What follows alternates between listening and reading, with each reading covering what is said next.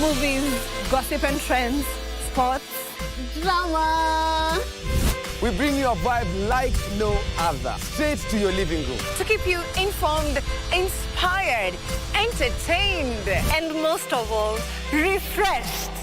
We are such a vibe. Y254. Imagine.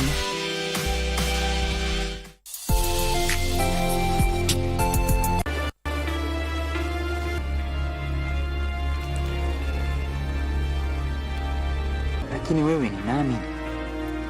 Sikia hoteli ya Vuma kweli na nini kipi? Hauna habari? Una hiyo hoteli siku hizi iko na bonge la toto. Mtoto mrembo ajabu mwanangu. Mbona kamfukuza Jasiri? Ana roho mbaya hata simpendi. Kuna habari zimeenea. Kuna binti mrembo anatembea kisiwa cha Funzi. Sasa mimi ni usuna nini? What about you? Me, what? What do you think of me? Nothing. Nothing is good. At least you're thinking of me. The only person who speaks proper pure English in this entire institution is me, Theophilus Atito. And where is your proper English gotten you? By the way, Atito, today you look very fresh and refurbished. Rejuvenate. Then if the new teacher is beautiful and eloquent as you say, then she must be giving Lady Antibella sleepless nights. Wait, Kinyajui. You mean you can... are you serious, Kinyajui? So you mean he can... Kinyajui, so I can give you a... No.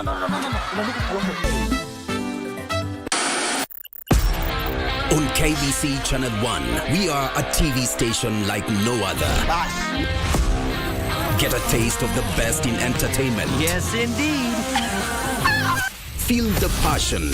Will you promise me? I swear that you will never lose me. I can't get married to you. I'm sure you knew about it. That's why you're making fun of me. Experience the drama. Get out. Who is the man in this one? And the laughter. Hii wigi umevakishwa. Sio wakati tulikuwa tunapishwa tunapewa mheshimiwa.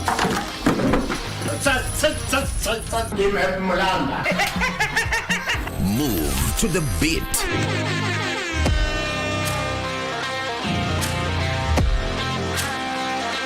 We are live from Broadcasting House. And get informed on the latest happenings. KBC Channel 1. Wow. Yeah! We are the full package. Oh, yes. And Kenya's watching. Thank you very much for joining us. I feel like there's someone else taking over my heart. He has changed into someone different. Doesn't he seem a bit more rebellious? Your sons are adults. You don't get to control their lives. How is it that you're the only one she can't manipulate without getting angry? I think that my mother has given up. I made that decision! Isabel had nothing to do with it at all! So stop sticking your nose into my life! I am telling you, once and for all! What's going on? She cannot influence my sons against me. Estaré contigo.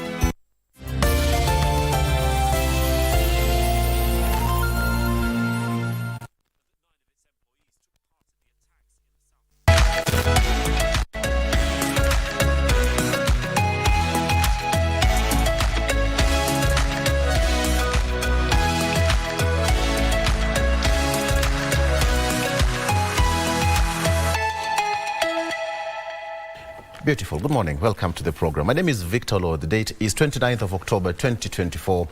How are you doing? Now, I don't know from whatever part of the country you're watching us from, again, habari asubuhi. Here in the city, the skyline looked beautiful.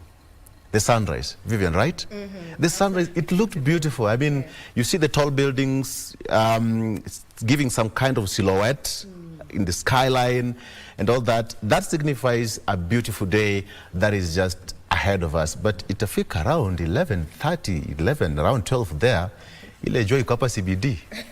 I'm telling you, it's just something else. Someone said inachoma mpaka mfuko. Yeah. I see what you mean there. Yep. I see what you mean. But Inachoma, by the way, inachoma. Mfuka wake umechomeka kiasi gani?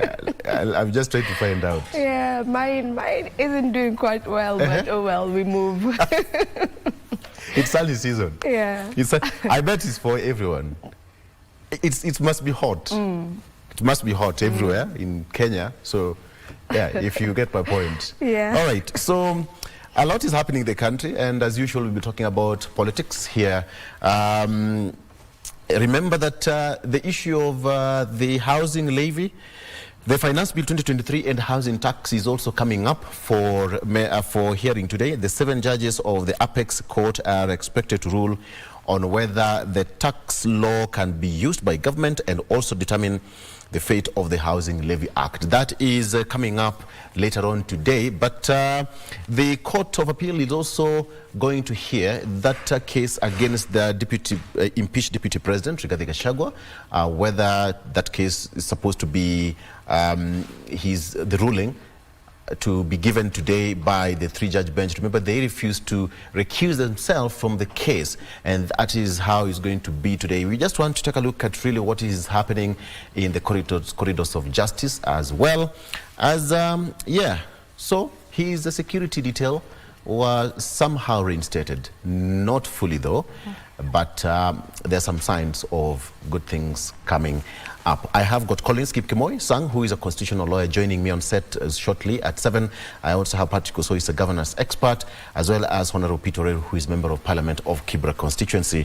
We'll be talking politics, and politics. Vivian, good morning, and what do you have today? Good morning, Victor, and a very good morning to each and every one of you who is tuning in. As always, we appreciate that you chose us to start off your morning. Well, today we have a packed up show just for you, and before we get into what I'll be having for the day, I know today being the 29th, it is a day when the lecturers have decided to once again down their tools, just a month after they had gotten to an agreement with the government and they went back to class. Now, starting 12 a.m.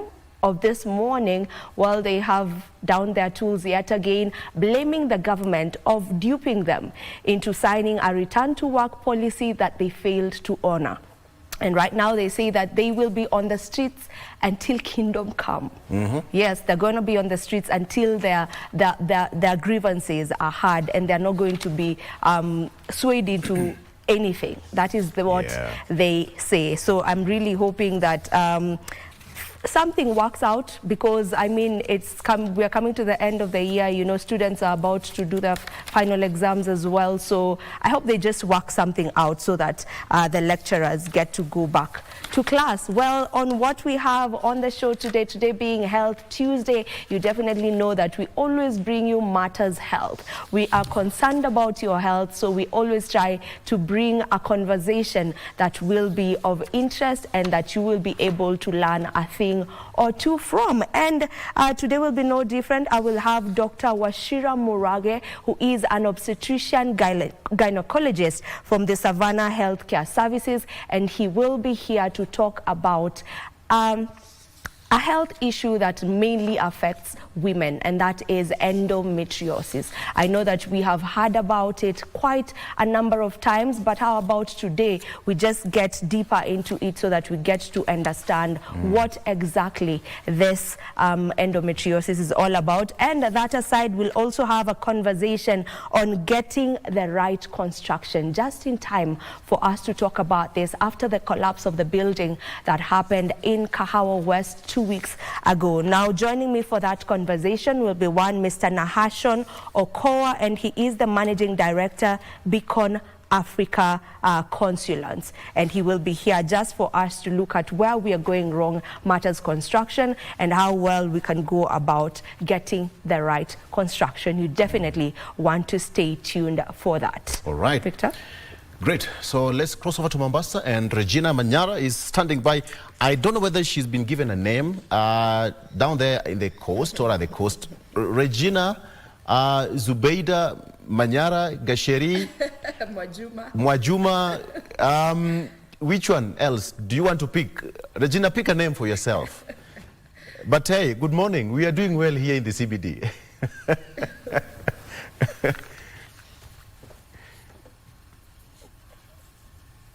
Well, I know what you want to talk about, and this is developments in as far as Manchester United, the sacking. But that will. Good morning. We're coming to you live from Shanzu. This is Pride. We are going to be keeping tabs on the 31st IEK Convention, drawn from across the country, the region and globally are converging here in Mombasa County to discuss on way forward in as far as is concerned for the niche profession, as well as using engineering, to transform industrial and create jobs. Later in the course of this programming, we're going to be having IEK President Engineer Shama Kiteme to just give us an overview of what to expect and what is going to be discussed in the next 4-5 days or so. That being the case, let's bring you up to speed with stories that have been making headlines in the last, and we start all matters impeachment, where impeached Deputy President Rigathi Gachagua has moved to court, the Court of Appeal, to seeking to bar the 3-judge bench from conducting Tuesday proceedings. Now filed under the certificate of urgency, Gachagua has maintained that the Constitution gives only the Chief Justice the powers to empanel a bench, and that the High Court ruling was erroneous. Now, meanwhile, an Eldoret court has also referred a petition seeking to reinstate was benefits, including security detail, to Milimani Court for further orders. The case will be mentioned on the 30th of October. Here's on Minor with the details. A day before, Justice Eric Ogola-led 3-judge bench sits on Tuesday to hear 2 applications seeking to set aside conservatory orders that stop Professor Kithure Kindiki swearing in impeached Deputy President Rigathi Gachagua has rushed to the Court of Appeal to stop the proceedings. In an application filed under Certificate of Urgency, Gachagua is opposing the decision of the High Court that ruled Deputy Chief Justice in empaneling the 3-judge bench consisting of Justices Eric Ogola, Anthony Mrima, and Frida Mogambi. Through lawyer John Jomo, Gachagua maintains Article 165(4) of the Constitution empowers the Chief Justice to assign, upon certification, an even number of judges to hear and determine a matter, raising a substantial question of law. The impeached DP argues the ruling of the High Court was wrong, mistaken and erroneous, and not only based on a grave misinterpretation of Article 165(4) of the Constitution, but also on a very wrong analysis of the letter and spirit of the Constitution. This as the Eldoret Court referred a petition seeking to reinstate Gachagua's privileges, benefits and security detail to the Milimani Constitutional and Human Rights Division. The matter is said to be mentioned before the presiding judge of the division on 30th October 2024 for further orders and or directions.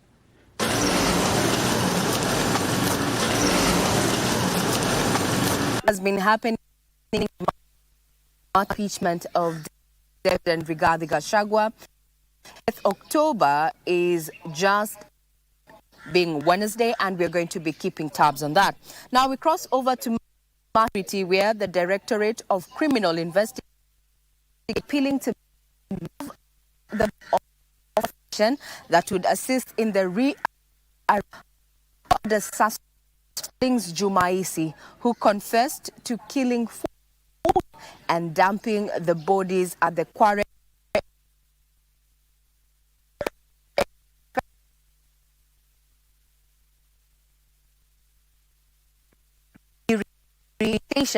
Alvin Kaunda with the details. The Directorate of Criminal Investigations is seeking the public's help in providing information that could assist in the rearrest of murder suspect Collins Jumaisi Halusha. Halusha had confessed to killing 42 women, including his wife.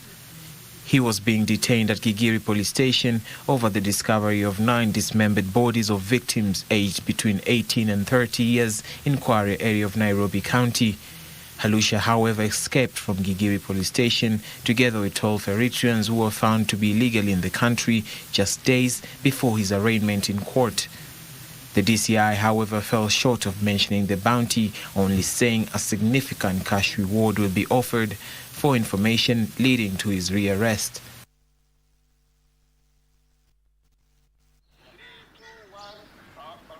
Now to matters examination at the Kenya primary assessment, that is KBC, yesterday Monday, with over 1.2 million candidates registered for the national examinations this year. The government has assured the public that the robust security measures are in place with multi-agency teams from the Ministries of Education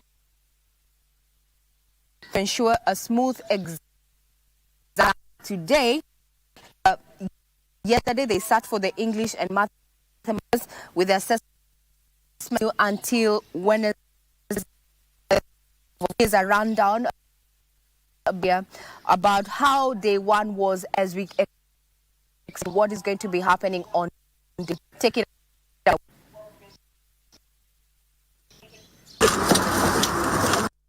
Early Monday morning, this is for Sunday school, Westlands. Designated officers across the country, accompanied by local administrators, school representatives and security personnel, gathered at secure storage locations to open the containers holding the day's Kenya Primary School Education Assessment KBC papers. Speaking while overseeing the distribution of the KBC papers at the Westlands Deputy County Commissioner's Office, Education Cabinet Secretary Julius Ogamba confirmed that the exam irregularity hotspots had been mapped with preventive measures put in place. He emphasized that those found cheating will face dire consequences. We are all ready. The hotspot areas have been mapped. We are ready to undertake these examinations, including areas that have had skirmishes like in Tana River. We managed to make arrangements for the students who are from the affected schools to be hosted in security camps like the GSU camp for them to be able to undertake the examination. So no student is going to be left behind. A spot check at the Westlands schools in Nairobi saw students ready to begin their KBC, starting with the mathematics paper in the morning. And unlike in previous examinations protocols, there were no armed security guards in the school premises. Westlands School Principal Kennedy Cheva observed that this year the guards were only slotted to escort the examination papers en route to schools. Hapo mbeleni mtihani ulikuwa kabla center manager kama mimi aondoke pale kwa container, alikuwa lazima aandamane na askari mmoja, ama kwa shule kubwa kama Westlands askari wawili. Isitoshe hao askari walikuwa wamejihami kabisa kwa silaha zao za kazi, uniform proper na bunduki tena kubwa. Wakifika shule watoto walikuwa wanaangalia, wanasema we, leo mtihani umefika, na huo mtihani si mchezo. The opening of exam storage facilities was held in different parts of the country, with county commissioners affirming that security has been heightened to facilitate a smooth assessment process. We are working together with all the agencies to make sure that the exams are delivered and they are credible as the government has planned. Tumeweza kujipanga ili mtihani uweze kufika kwa wakati ufaao katika shule zote. Tumeweza kuarifu wale center managers pamoja na supervisors matarajio wale ambao tuko nayo kwamba wataweza kuhakikisha kwamba wanafunzi wanafanya mtihani bila kusaidiwa. Kwa hii Tharaka Nithi County tuko na 358 centers za KBC. Kwa hivyo ni matumaini yetu kila mmoja ataenda kukalia hiyo mtihani na kufanikiwa. The 3-day assessment is scheduled to conclude on Wednesday, October 30th. On Tuesday, the candidates will sit for integrated science and Kiswahili or sign language before concluding on Wednesday with creative arts and social studies.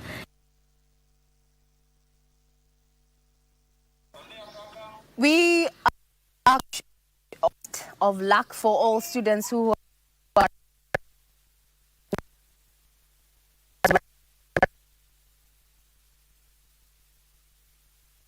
and remember to take those exams. Now we cross over to the cost. Executions, Ransom in Mulele set at 6 billion shillings petroleum magistrates Harrison on the president to pursue since the witnesses to sustain case started 2000 before the businessman fled to the United Kingdom. Ruth Wamboi with the details. On Monday, the petroleum products involving Agnesh Devani was before Chief Magistrate Harrison Baraza for hearing. The prosecution told the court that its key witnesses were reluctant to testify in the case and that others had died. Consequently, I hereby allow that application and proceed to discharge the accused person under that section of the law. It is ordered accordingly. Devani's case began in February this year when he took plea after 13 years in the United Kingdom. The government of Kenya had applied for extradition orders, and Devani was deported to Kenya to face the criminal charges. He had been accused of using his company trading as Triton Petroleum Company Limited to swindle the government of 7.6 billion shillings. The case has been withdrawn under Section 87A of the Criminal Procedure Code, which means Devani may still be prosecuted in future if new evidence is availed. Elsewhere, advocates have been called upon to offer pro bono services to the less fortunate in the society. Ama ikiwa mtu ana kesi na ana hela, anasaidiwa mpaka hiyo kesi inaisha, anapata haki yake, inawacha kumsumbua. Speaking during the Legal Awareness Week at Milimani's Law Court, Law Society of Kenya President Faith Othiambo and High Court Judge Justice Eric Ogola say sometimes humanity should take center stage. Legal awareness is the gateway to empowerment. A well-informed citizenry is empowered to demand justice, exercise rights, and hold leaders accountable. This week, as we celebrate justice, let us remember that justice cannot be celebrated unless it's felt by the people. It's my hope that through the activities of the Legal Awareness Week 2024, we'll take justice out of the courts into the streets, the prisons, remand centers, where they need it the most. This even as a clarion call to stop extrajudicial killings and abductions of citizens reverberated. The Legal Awareness Week is being held under the theme, Empowering Citizen Participation. Ruth Wamboi for Good Morning, Kenya.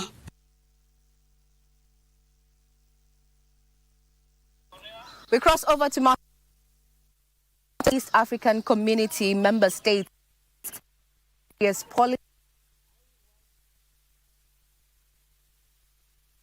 the community, which has a population of more than 300 million people, requirements, recognition of professionals, the elimination of long-standing non-tariff barriers.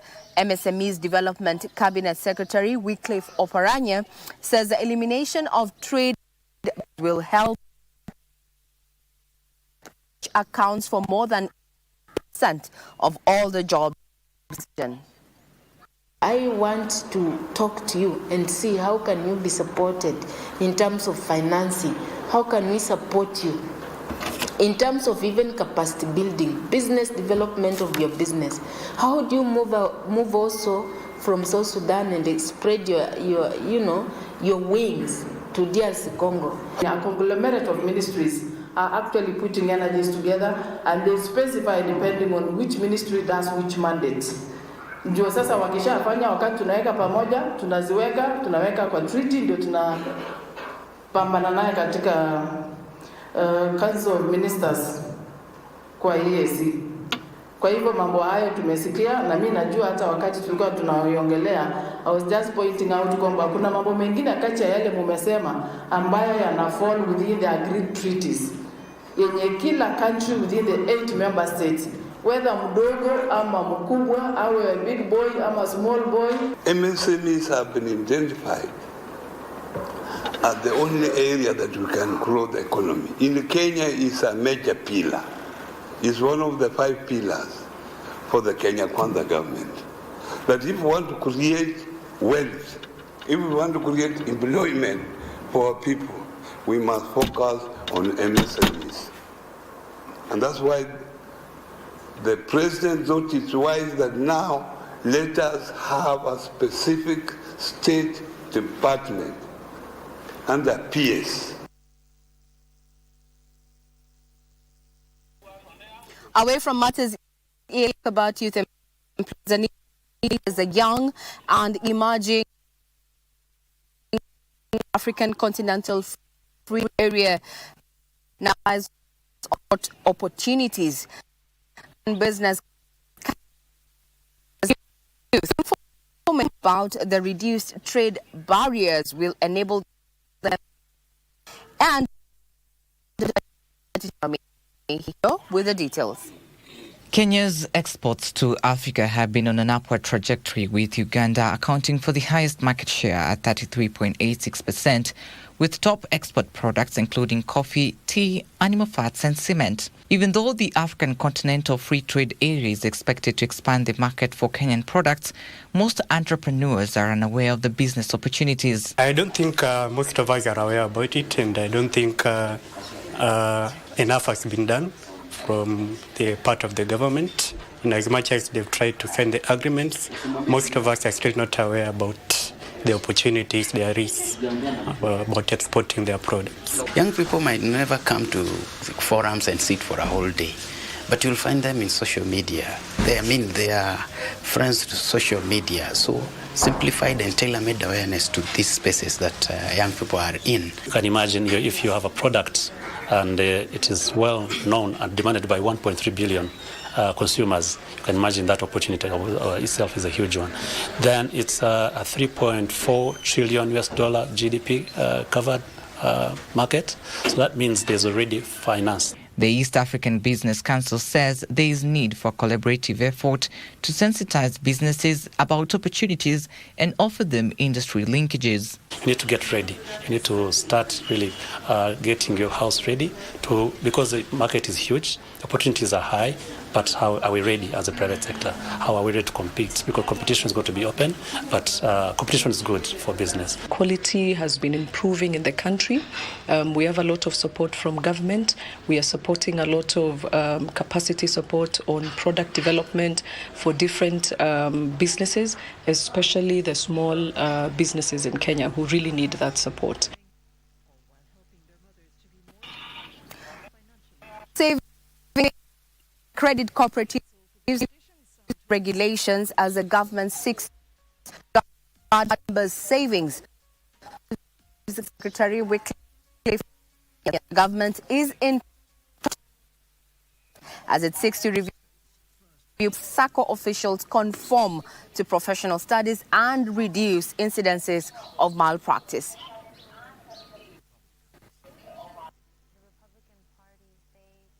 As we sit here, one of the things that we drive as a Sacco is our global mantra of people helping people. When you go to the credit union at the global level, if you are in a Sacco, the bottom line is that our members actually needs must be served. A shilling in the cooperative movement is safe as a shilling in the bank. So we are emphasizing that I think we need to make sure that as SASRA, as the ministry, we oversight over all the SACCOs so that it is a quasi-government, because the time you start collecting money from people, from individuals, then the government has to have an eye to make sure that that money is not misused.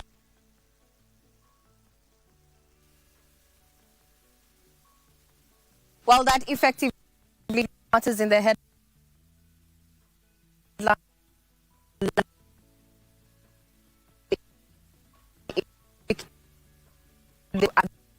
going on from today to the within the country, but also the region.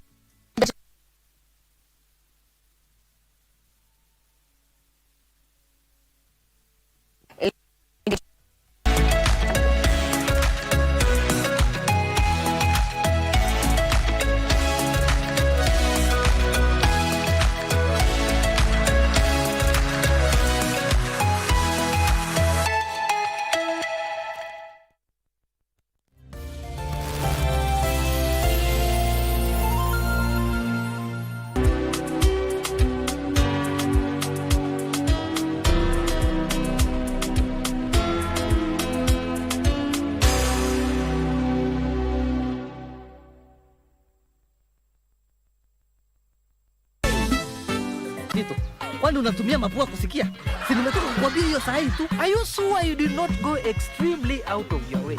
I mean, you don't even look familiar. This is not your style. Julia, why do you look like you have swallowed a tablespoon of yeast? And why do you look like them can I keep my yeast? Are you hungry? You look hungry. You see that Mr. Free? He has been avenging me the whole week and my stepfather is on my case. What is your biggest problem? My biggest problem is that Daira Bank. She has broken my family into tiny pieces. That is your family's problem. I am asking about how you, father. What is your biggest problem? And Auntie Bella, where did you get all this money from? Mr. Free, I have my own ways. It's the root. Money, it's the fruit. Anyway you see me come around, oh. Anyway you see me come around, I'm proud to be black. Ushakala who make the dance so open. Ushakala who make the people them a rock. Tell them the truest, live life to the fullest. How you expect we gonna wear if you say down by your head? I grew up in a place called Ensom City, Spanish Town grooving, everybody nice. We will be shining, shining. It could even be the darkest nights. Get up, stand up for your right. Get up, stand up. I feel like there's someone else taking over my heart. He has changed into someone different. Doesn't he seem a bit more rebellious? Your sons are adults. You don't get to control their lives. How is it that you're the only one she can't manipulate without getting angry? I think that my mother has given up. I made that decision! Isabel had nothing to do with it at all! So stop sticking your nose into my life! I am telling you, once and for all! What's going on? She cannot influence my sons against me. Estaré contigo.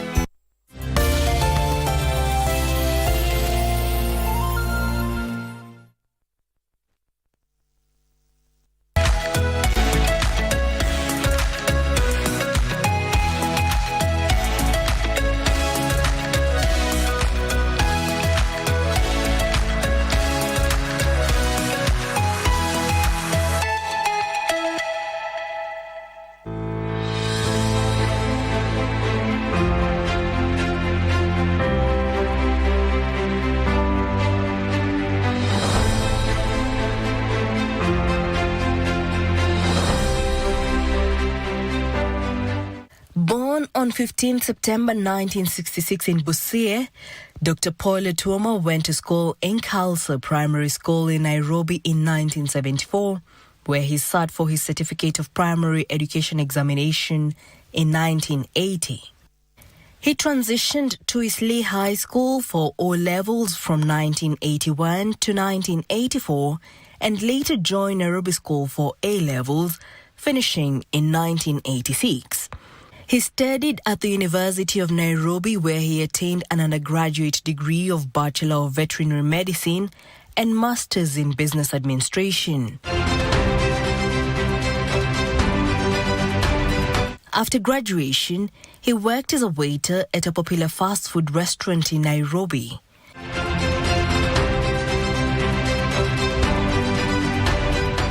In 1992, he took a second job at Agromed Limited, who were then agents for Bayer, a multinational pharmaceutical company. His 2-year stint would later pave way for him in 1994 to join the veterinary pharmaceutical department of Bayer AG as a sales representative. He gradually rose through the ranks and relocated to South Africa in 2000, where he was in charge of business development for East and Central Africa for Bayer.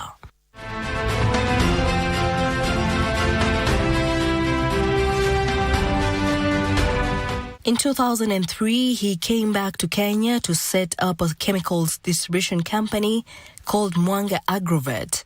He doubled as a keg distributor in Nyanza and Western Region for Kenya Breweries Limited through his Kisumu-based company called Nyando Limited.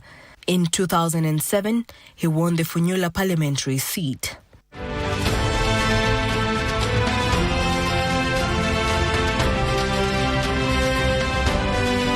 The ensuing civil strife would lead to post-election violence that necessitated the formation of a coalition government between the warring political forces.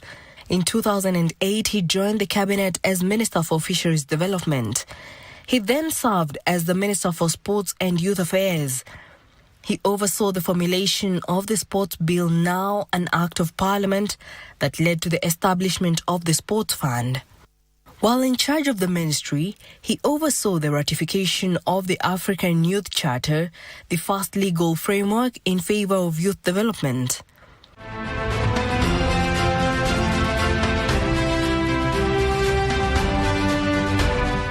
He then served as the chairman of the Privatization Commission. In 2017, he participated in the Busia gubernatorial race on an ODM ticket, but lost to Sospita Ojamong.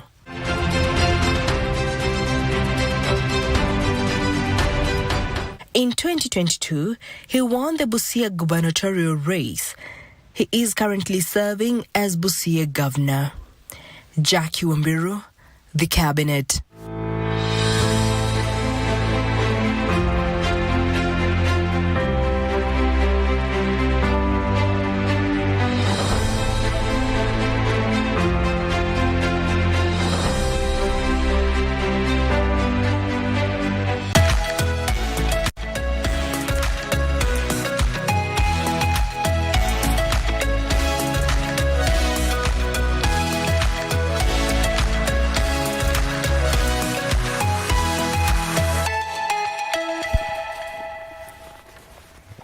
And welcome back. Thank you so much for staying with us. Now being the 29th day of October 2024, it's now 7:07 a.m. on this beautiful day when KBC examination is underway, with over 1.3 million learners in grade 6 begin their national assessment. It's going to be one of those moments for these young ones to gauge themselves in as far as education is concerned. It's a new system altogether, and even the Ministry of Education is also saying that they are ready, and the government is also ready to make sure that all the students who are sitting the examination are given the best of the examination and the environment to undertake the papers. All right, so much as that is happening, a lot is also happening in the country, politically speaking, and a lot in as far as the court is also expected today, actually, to rule on the Finance Bill 2023 and the housing tax is still here with us.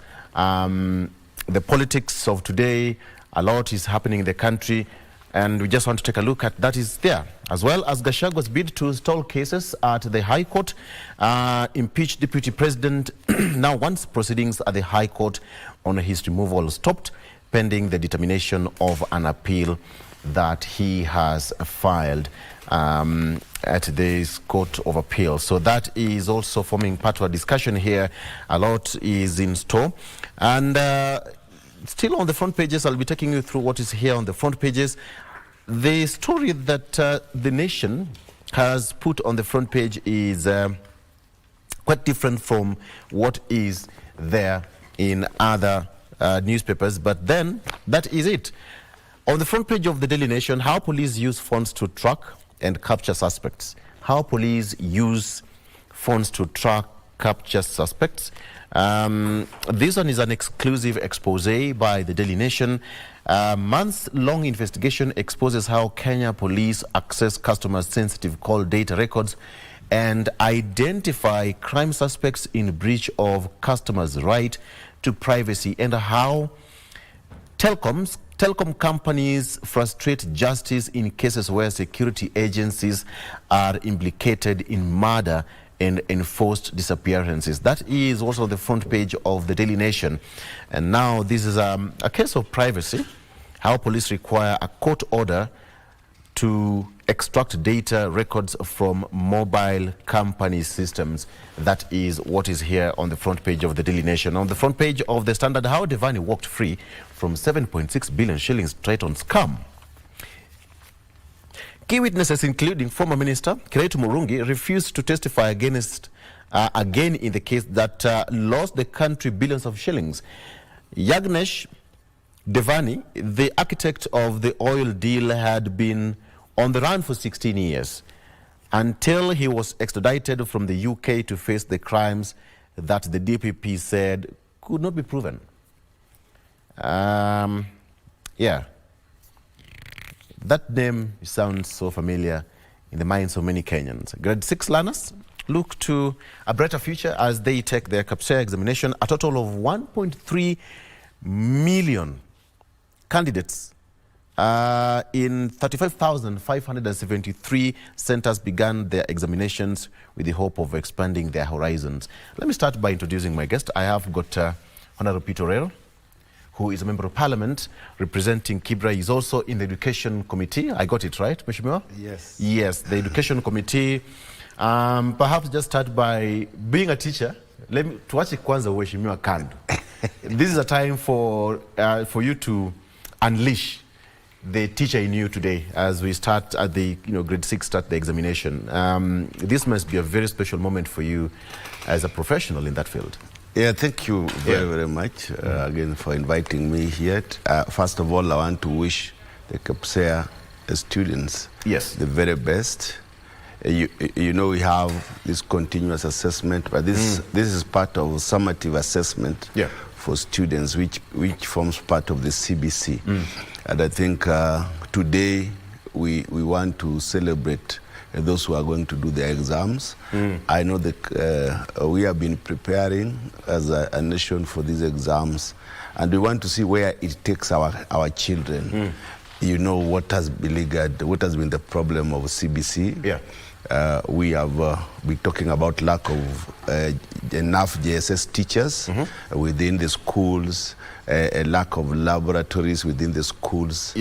And just conducive environment, classrooms. The government is trying to build a number of classrooms in each constituency this year.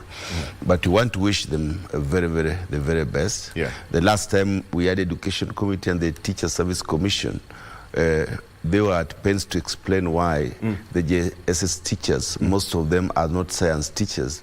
You find that there are only 2 teachers within a school system, and they are both teaching art subjects. So for them to teach the students, they have to go and Google at night and then come and read to the students what they have also learned. That is serious lack of preparedness. Yeah, that is serious lack of preparedness. But they also said, the Teacher Service Commission, the argument is that most of our teachers now who come from various higher institutions of learning are not science-oriented, they are arts-oriented. So they need to come up with a program that will entice people to take science subjects in our universities and other middle-level colleges, so that as they come out, and because CBC has 3 pathways, the STEM pathways, which basically require that a student takes science as his or her major career. So we must sensitize and entice our people graduating to also take science as a subject, and that is what will change the economic status of this country. So I think the Teacher Service Commission agreed that after this recruitment, the current recruitment of 46,000 teachers who are going to be on permanent and pensionable basis, they are going to reshuffle the teaching force within JSSS so that they can transfer them and try to balance the subjects so that these students are given the best that they can. But from the Education Committee, what is your finding, general finding, that is this going to be a very huge transition from, I mean, this a serious assessment? What is your general assessment in as far as the education system is concerned, the preparedness in the schools? You've talked about the preparedness, the teachers, the service, the TSC is also raising certain concerns. Is the country really ready to have some seamless transition and, as they go to junior secondary, etc., etc., etc.?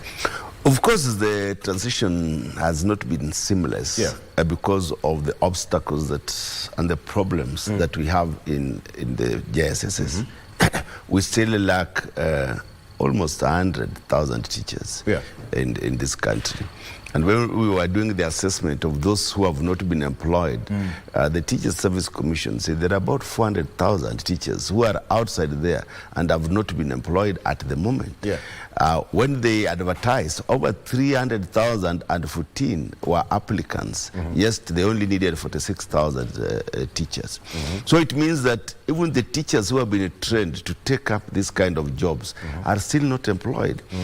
And when you look at the CBE, the curricular-based establishment within the school system, that is the number of teachers vis-a-vis the population of the students within a school setup, it is not attainable at the moment.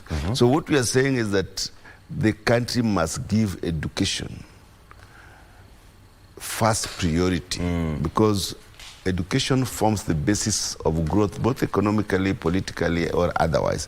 So the government must again reassess the policies that governs the education system within this country.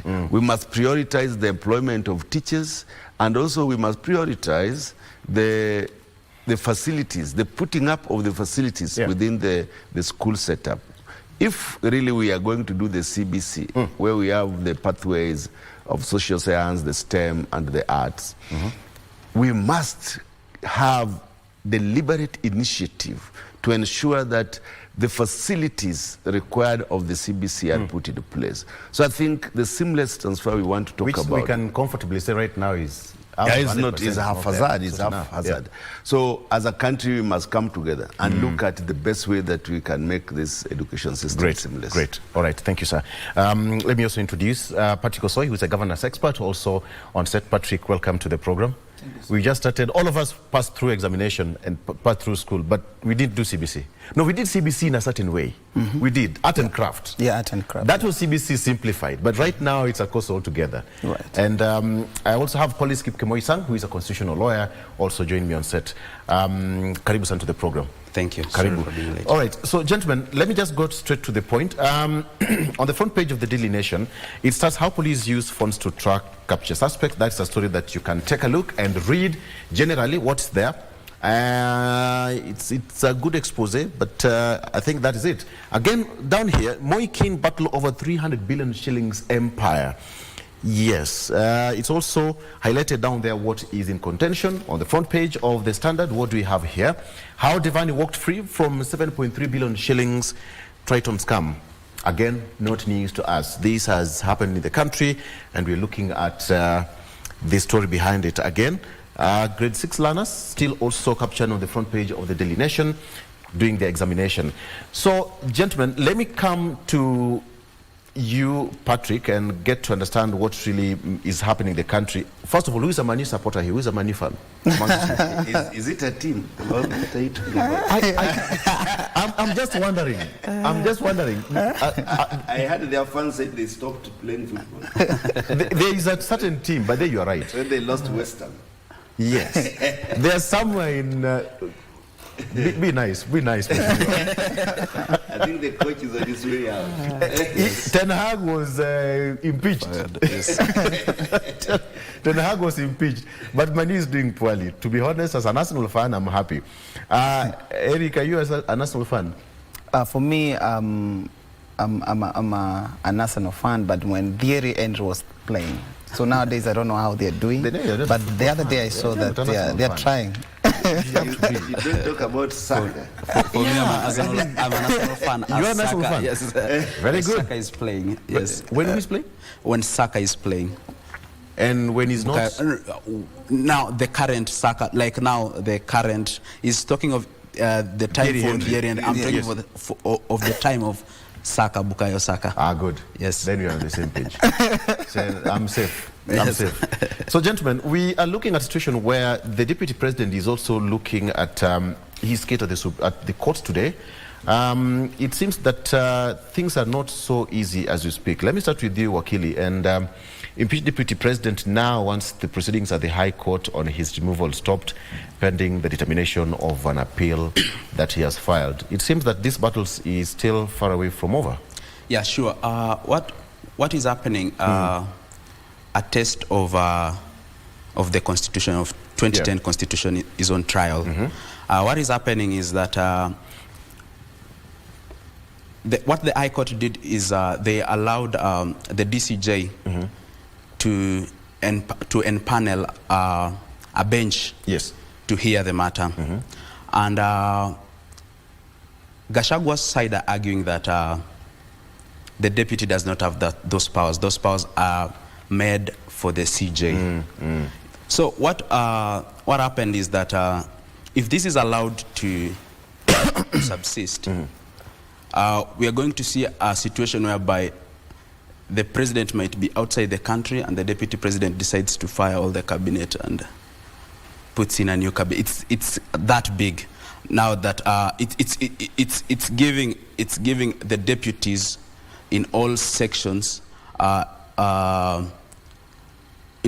of government powers to exercise the executive authority on behalf of their bosses. Sure, to exercise the executive authority on behalf of their bosses. So this decision is going to be very big for every sector: the police, the parliament. When the speaker is not around, the deputy speaker can make a lot of changes. So this is what is happening. What the High Court failed to tell us was that where was the CJ when all this was happening? Did the CJ the DCJ to empanel this bench? Yes. So what we are going to witness in the Court of Appeal is the same thing we witnessed in the High Court, whereby we are going to see a lot of legal battles.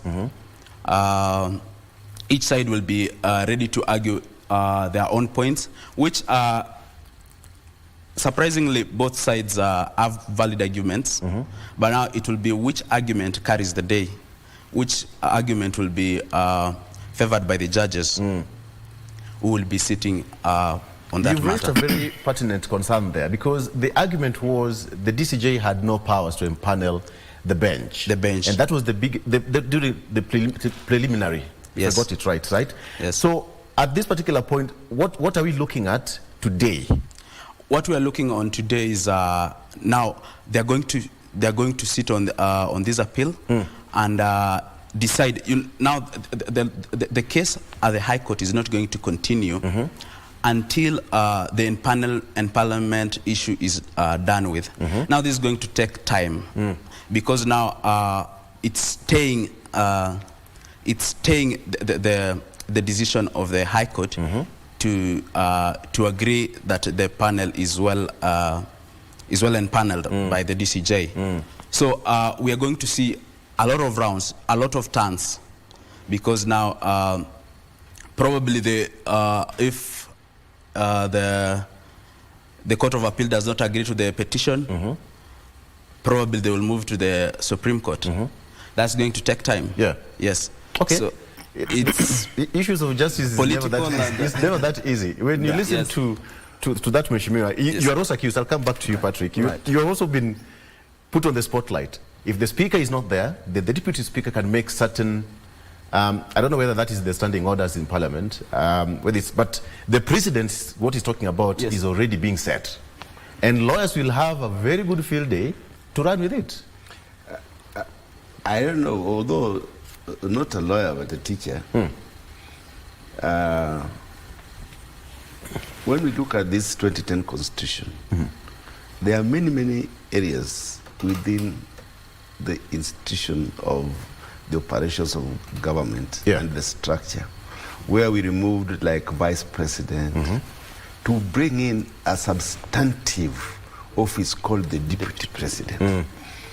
And we also removed, like now we have the deputy DCJ, the deputy chief justice.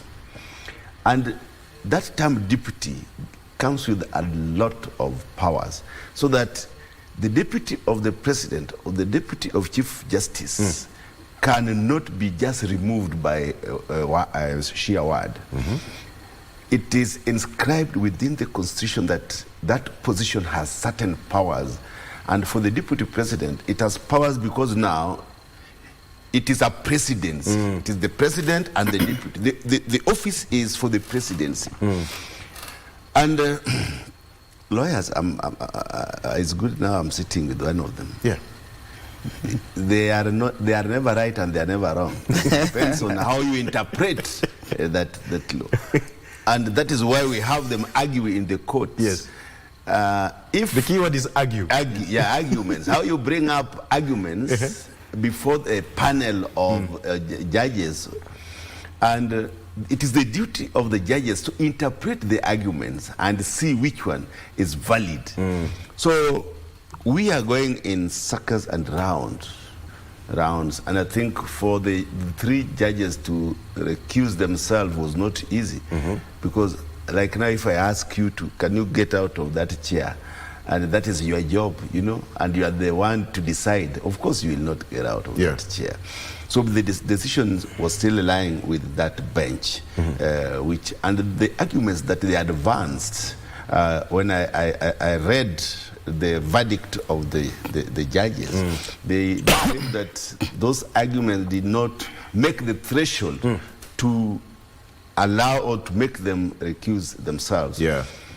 So I do not know, but in my opinion, and maybe in the opinion of others if necessary, is that the determination of the cases of deputy president, especially impeachment and the president, to me, I think we need to look at our constitution and allow them to directly go to the Supreme Court without passing through the High Court and the Court of Appeal. Just the way we do the appeal of the president during election.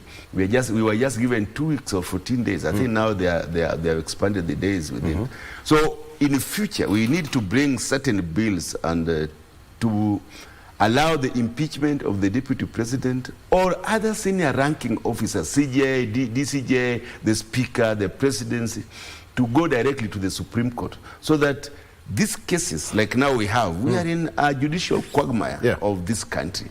We do not have a substantive deputy president as we talk now.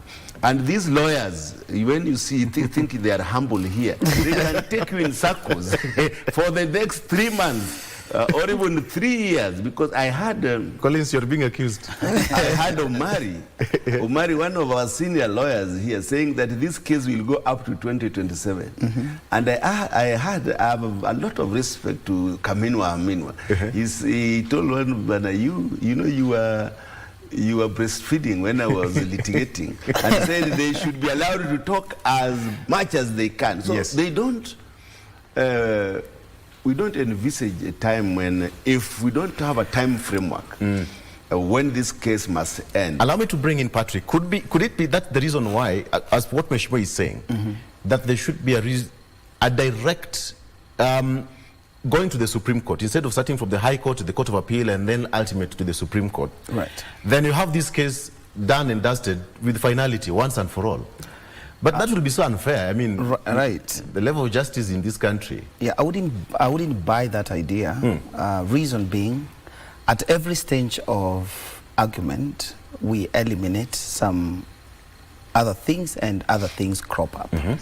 Right now, we only had some few applications, which the Wakil will tell you that there are more applications that are coming. This was just a bit of what application is supposed to come. So these people, they already know. When Omari says, Danson Omari says that this case might take time and the impeached deputy president might be there until 2027, he might be right. And at the same time, you see the violation or the rule of the law calls for impartiality, calls for fairness, does not call for whatever offense or whatever was committed. So when it comes to justice, is not what you did, is circumstances at which someone did whatever they did. So circumstances that, if you argue your point on circumstantial things, there might be a way for the deputy president impeached Rigathi Gachagua. Could it be the reason why his security detail was somehow reinstated?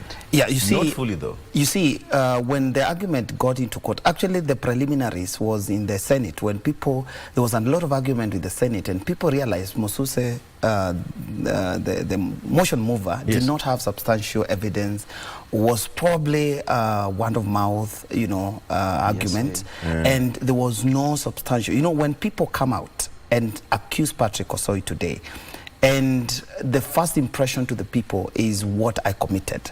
But when we begin to argue, or maybe we begin to argue those points, you realize that it is not as it is said. Okay. Yeah.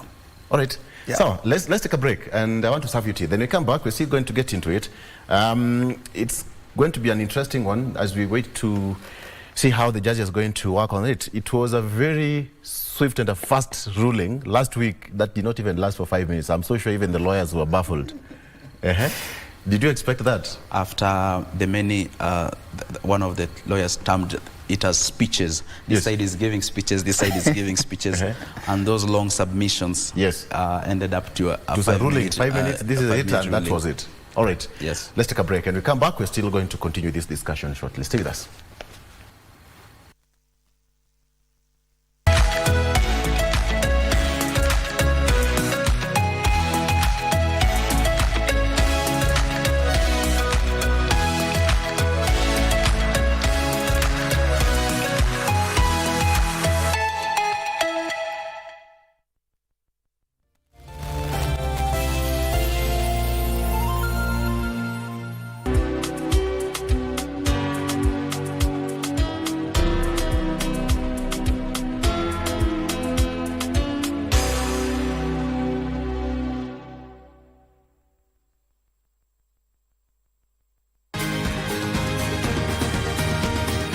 Thank you for joining us on Healthy Living. Stay connected to Voice of America at voanews.com.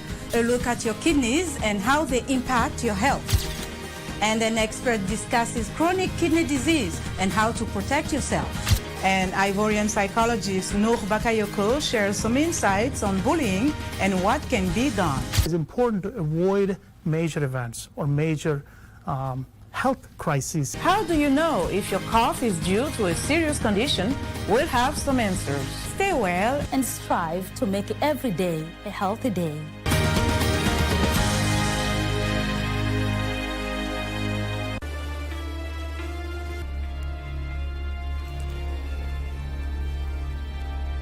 Lakini wewe ni nani? Sikia hoteli ya Vuma kweli na nini kipi? Hauna habari? Una hiyo hoteli siku hizi iko na bonge la toto. Mtoto mrembo ajabu mwanangu. Mbona kamfukuza Jasiri? Ana roho mbaya hata simpendi. Kuna habari zimeenea.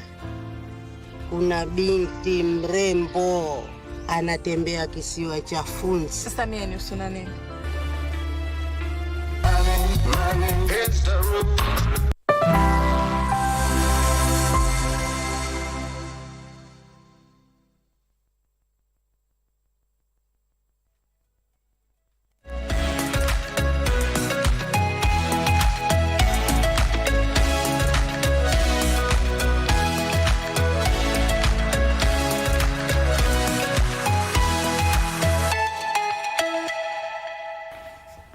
All right, welcome back. So now, let me just get straight into it. I'm looking at the Daily Nation here,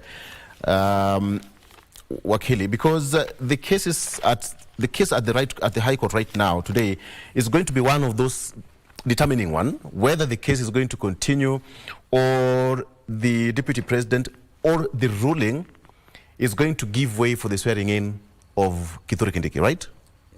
So what is going to happen is that there's going to be a matter of jurisdiction, whereby the Court of Appeal is going to, now that this is now before the Court of Appeal. Yes.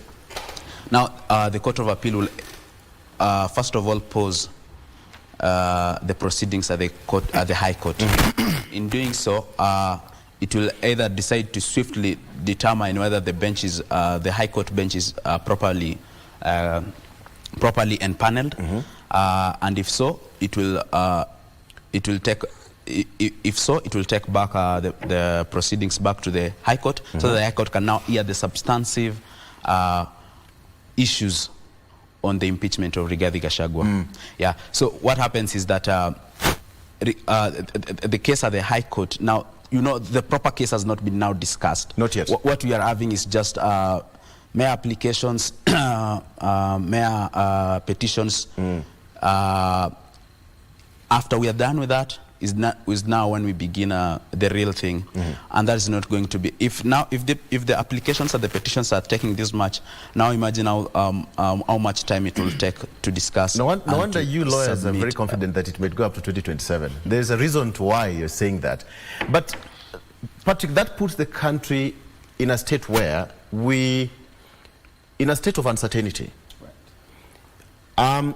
Parliament did its work, same as Senate. And now we are in the judiciary. Right. We have, quote unquote, 2 deputy presidents and the president of the country. Right. Look at that situation. Actually, as we look into this matter, we haven't even gone to the nominee, whereby in this case, legally, Professor Kithure Kindiki does not meet the threshold of the qualification of person to be nominated, not on academia qualification, but on constitution matter. One, someone should have resigned from a political party, and again you should have been in like 3 months in a political party before you become a nominee to the seat. So you see, that is an application pending. So these lawyers, they will not tell you that is a kind of a joker they are still holding, that they are going to take back to court. So they are now at the preliminaries of challenging. Patrick, why are you why are you busting the lawyers' bubble? So I'm telling you. Yeah. So the other day I was asking Danson Omari, and I asked him the same question. He said that just wait, that's the next move. And that's the next move these guys are going to take. And I'm telling you, the case is not as easy as we or the government probably thought it would be, because now there's a lot of laws, a lot of constitution requirements for such impeachment to take place. So it might take time.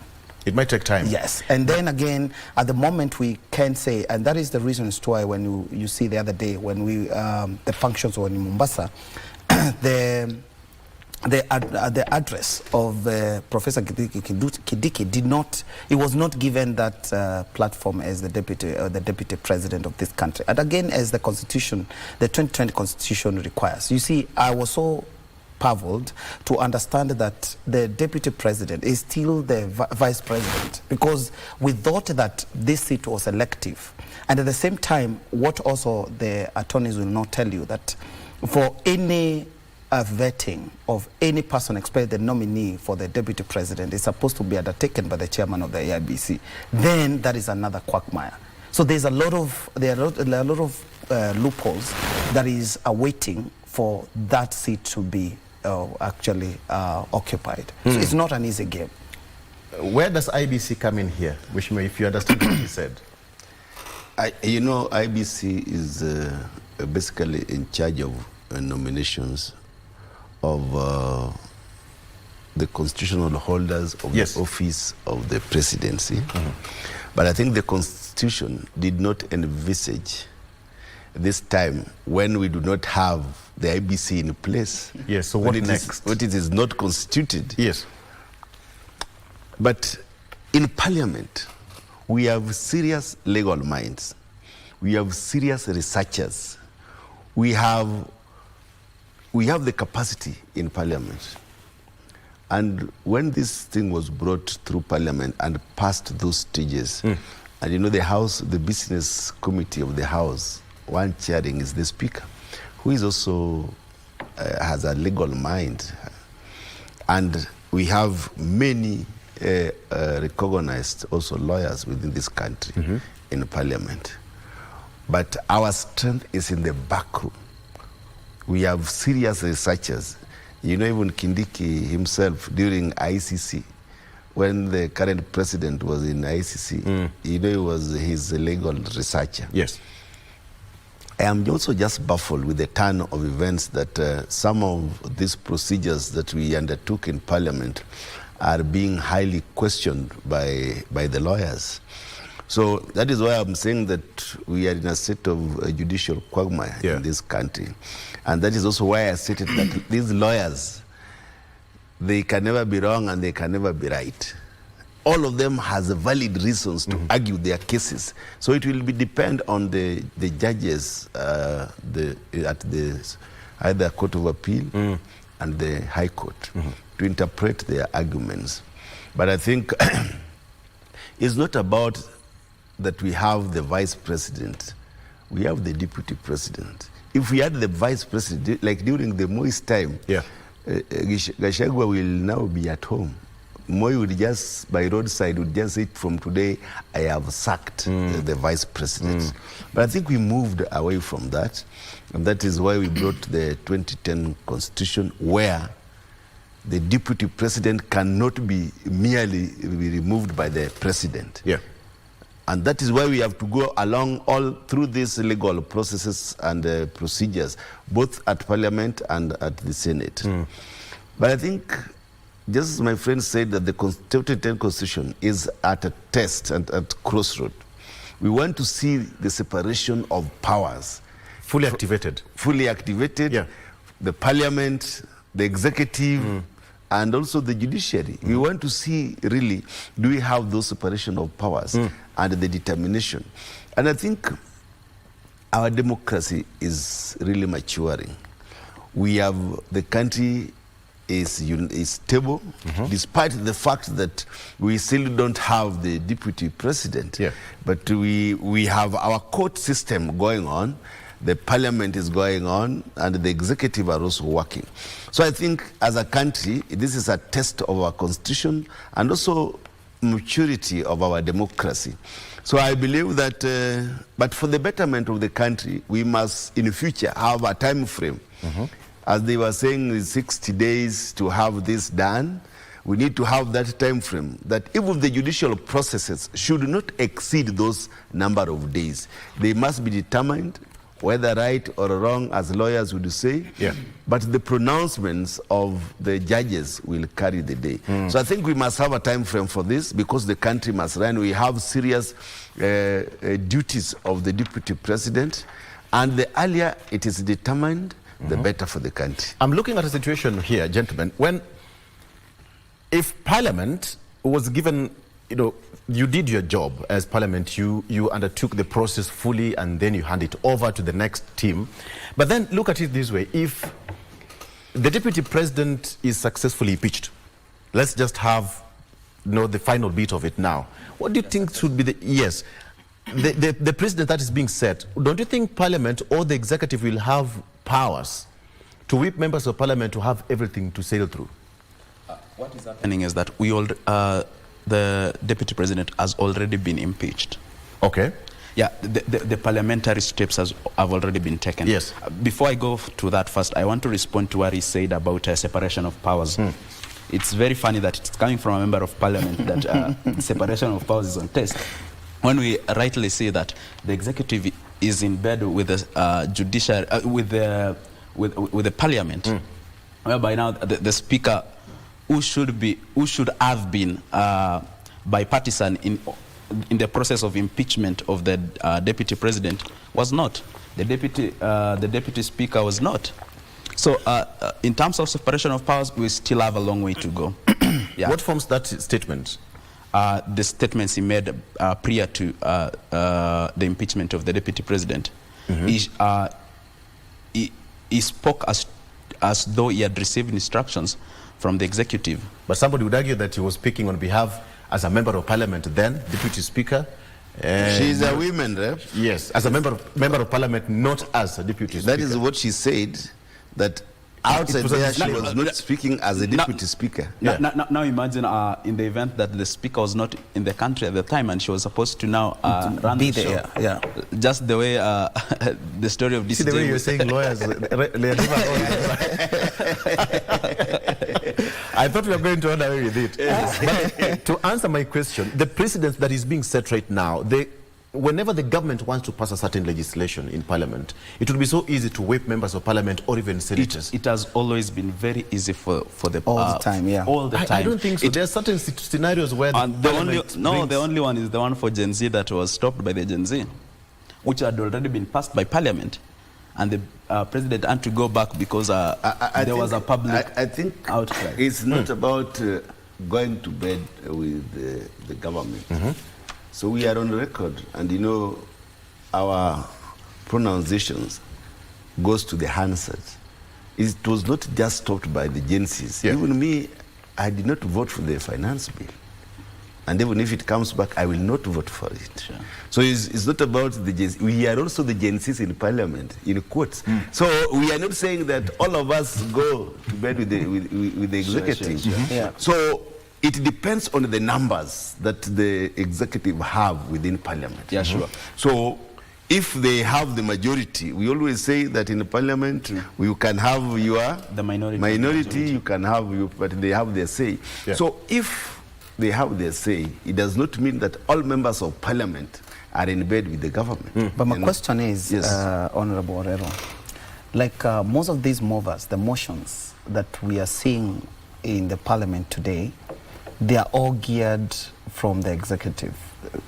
Forgive me to say that, because one, we have a lot of critical issues that is bothering this country. But someone like you, I don't know what would be your take when you hear people complain about SHA, when you hear people complain about Adani, when you hear people complain about, the Kenya Sacco. You know, those kind of issues that are bothering Kenyans, you members of parliament, you're not taking it serious. And this is really, really jeopardizing this country. And it is very important to even this time to help us understand. When we hear of money exchanging hands in the parliament, is this true or not? Because we need to understand also, so that now we do not send a puppet in parliament to represent people, but they are not going there to represent the interests of the Kenyans. So you as a member of parliament, what would be your view on whatever is disturbing the Kenyan people? Just a question that that's a good question. Yeah. Kindly. Of course, I will not be it must not be subjective, and we must just be objective in our questions. I think as the court of opinion of the people of this country is reflected during their voting. And we can never say that the members of parliament are puppets. No, we are outside there to talk about the challenges. We led demonstrations in this country. I was one of those MPs who went to all those demonstrations in this country. And we were almost killed by the government. So you can never say that we are puppets of the government. Me, I'm an opposition MP from Kibra. Right. You as a person, probably you could be different, but could you kindly talk on the conduct of the members of parliament, the majority of them? What business do you guys as a member of parliament, I would be very mean to discuss the conduct, of other members of parliament who are representing their areas, and they carry the opinion of their areas. You might find that when they go back there, what they come back with the parliament is a representation of the people's opinion in their constituency.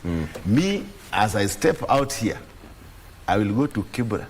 What I will talk in parliament is what my people are saying in Kibra. And you know, like me, I represent a constituency which is highly political in this country.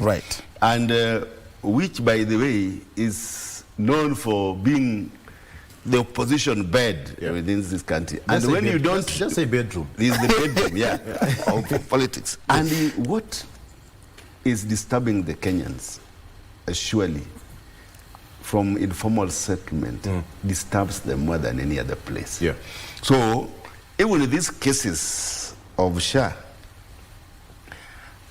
we would be very interested to see, when it came to parliament, the opposition, we opposed it in parliament. But because we were minority, We could not carry the day. If you reflect back when it came, when the bill came, you know, it was to change from NHIF to SHA. So as members of parliament, we had put I remember one member of the health committee, Dr. Nyikal, put a spirited argument about it and the advantages and disadvantages of this. Yeah. But because we were the minority side, it passed. So it does not mean that all the members of parliament are in bed with the system. But when the ruling party has a majority in the parliament, they will want to, you know, their desires to bring changes depending on their manifesto and the strategic plan of their political party. So if they want to fulfill the promises they made to Kenyans, if that is the way they want to do it, us will not be part of it. Because that is what they sold to Kenyans. So we would want Kenyans also to see what they bought from the ruling party. Yeah. If they laid the bed, if they spread, let them lie on it. Lie on it. Allow me to ask you this, gentlemen. What do you think, again, starting with you, Wakili, the jurisprudence that is being set in this particular case is quite new to us. When you see the deputy president being impeached and then he's heading to the court, you're seeing legal minds fighting, and you know, at the end of the day, they're friends. Yes. There's no enmity there in that profession again. But what is being sent out there? And even as you as legal minds, including Wanjiku, what is the country learning through this process? Okay, on impeachment, in as far as the High Court and the courts and the judiciary is concerned, the real issues have not started being discussed, so we cannot say already there is a jurisprudence being set. What we can say that a jurisprudence being set is on the parliament. The parliament have already made their mind. They're already done away with the real issues. What is happening in the courts is still minor applications. Yeah. So when the real issues start being discussed on the impeachment process, we're going to see the production of evidence. How was the evidence produced in Parliament? How was the evidence produced in Senate? How was the voting? Why did Parliament do an all-round vote while Senate did voting on each count of allegations that against the impeached deputy president? Yeah, so those are what we're going to see. Now that is when we're going to see real jurisprudence being set. We're going to see moving forward. When we now come to later in 2027, we want to impeach a deputy president. Is this the route we're going to follow? What is going to be very tough is that in the courts, the level of evidence accepted is quite high compared to Parliament. Yeah. For Parliament, they might take what is something that they can take something. However, for courts, it must be accurate, it must be verifiable, it must be seen, it must be properly proved. Now, what is going to happen is that there's going to be a test whether Parliament should now just take mere allegations and impeach someone. Yeah. But I think that should be, how should it be done? Allow me to ask you this, in 1 second, the standing orders. Parliament, National Assembly and the Senate operate differently. Of course. So which means the Senate had to question each and every count independently. That depends on how it is brought within that house. Okay. How the Speaker determines the procedures within that house and the application of their standing orders in that house. Okay. So ours was determined the way one vote for all the 11 charges. I see. And then they had to go each of them. Okay. When it comes to jurisprudence again, Patrick, Wanjiku is out there. And I'll come to you, Mheshimiwa, because you go out there and you talk to your people. Public participation was conducted across the country. What do you think is in the mind of Wanjiku as we speak? Because now we have, he said we had a judicial quagmire and political quagmire. Now let's talk about that. Right. In the minds of Wanjiku, as we speak, Wanjiku is lost. Right. The reason as to why Wanjiku probably feels left out is because, one, when we say public participation in this country, we all know that it's just wordings. It's not something that is practical. So we are all left. What do you mean? The opinions of public does not count in this country. That's what I want to say. Okay. Other than when it is election time. When we elect these members of parliament, senators, governors and all that is when it counts. And actually it does not fully count because also there's a lot of manipulation during the election time. So the Wanjiku feels, because the first week when this impeachment mover was taken to parliament, I went out. Actually it was a coincidence whereby me, Gadono Mushomba and other people, we met for a lunch and they decided to go for a political rally, which I joined. And the fact was, the argument was Kufa Makanga, Kufa Nderefa. So the feeling was, if Gachagua has to be impeached, then the old presidency had to go. That was the stand for Wanjiku. And you remember, as we said, justice or treatment lies on fairness in the hearts of people. It doesn't matter what the deputy impeached Gachagua did, but the aspect of fairness affect everybody in this country. Actually, most of us or people might not be supporting the counts or the allegations that were pointed out. But the fact of treating a person in a fairly way might count in the heart of the people. So the people, the Wanjikos, as I do not represent any, although I'll be contesting for Kenyan president in 2027 to represent this country. Yes. Wait. Hold. Yes, I'll be contesting for Kenyan presidency in 2027, because I've realized if we do not stand out as people who have credible integrity, honesty, background, especially in the forces, somebody like me, we might lose this country at the expense of people who do not care, think about the people they represent in their respective areas. So the Wanjikos are crying out there. And I asked myself one time, there was during the bill, the next mover or the next trending thing was Ruto must go, but none of the members of parliament, none of the persons would hesitate to go and take that kind of a motion in the parliament.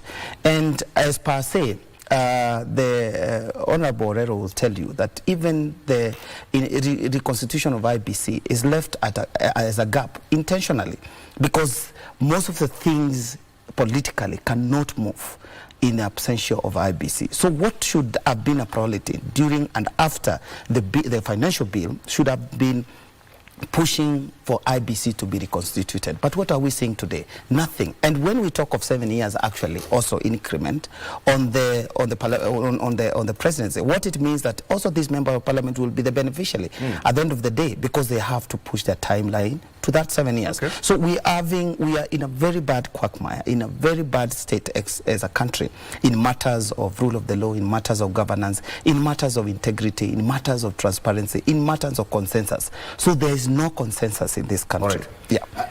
Just to remind you that I really want to respond to my colleague. You might consider him as a CS for education. No. I fight for my right. I don't be considered. Me, I'm elected. I see by Wanjiku, not by anybody. I am not appointed. Yes. No, I am elected. And I want to tell my friend here that we must not be selective on the opinion of Wanjiku. Yeah. Sure. There are certain parts of the country that endorse the impeachment. There are certain parts that were saying Kufa Dereba, Kufa Makanga. And there were also certain parts that had no clue of what is happening. Right. So we cannot have wholesomely that say that the Wanjikus all were saying that Gachagua should not be impeached or something like that. So the opinion of the voters depend also from their representative, where the representative is coming from. You would realize that if I were to go to my constituency, it might be a different story, because I did a public participation in my constituency. And I represent their views. If I walk with him to my constituency, he will realize that what I am saying is in parliament is what they are telling me to say. So different parts of this country, they have different views on the political status of this country. And I want to say that he is saying that the members of parliament should have integrity like his. You know, we do not have integrometer to measure his integrity. The integrity of a person, apart from the structures and apparatus of the government, like the EACC, and also his ways of living within the public system. That is a measure. And that threshold is very difficult to find if you are not subjected to those government apparatus. And I can tell him it is not easy to be in that august house. You must carry the aspiration of the people that you represent.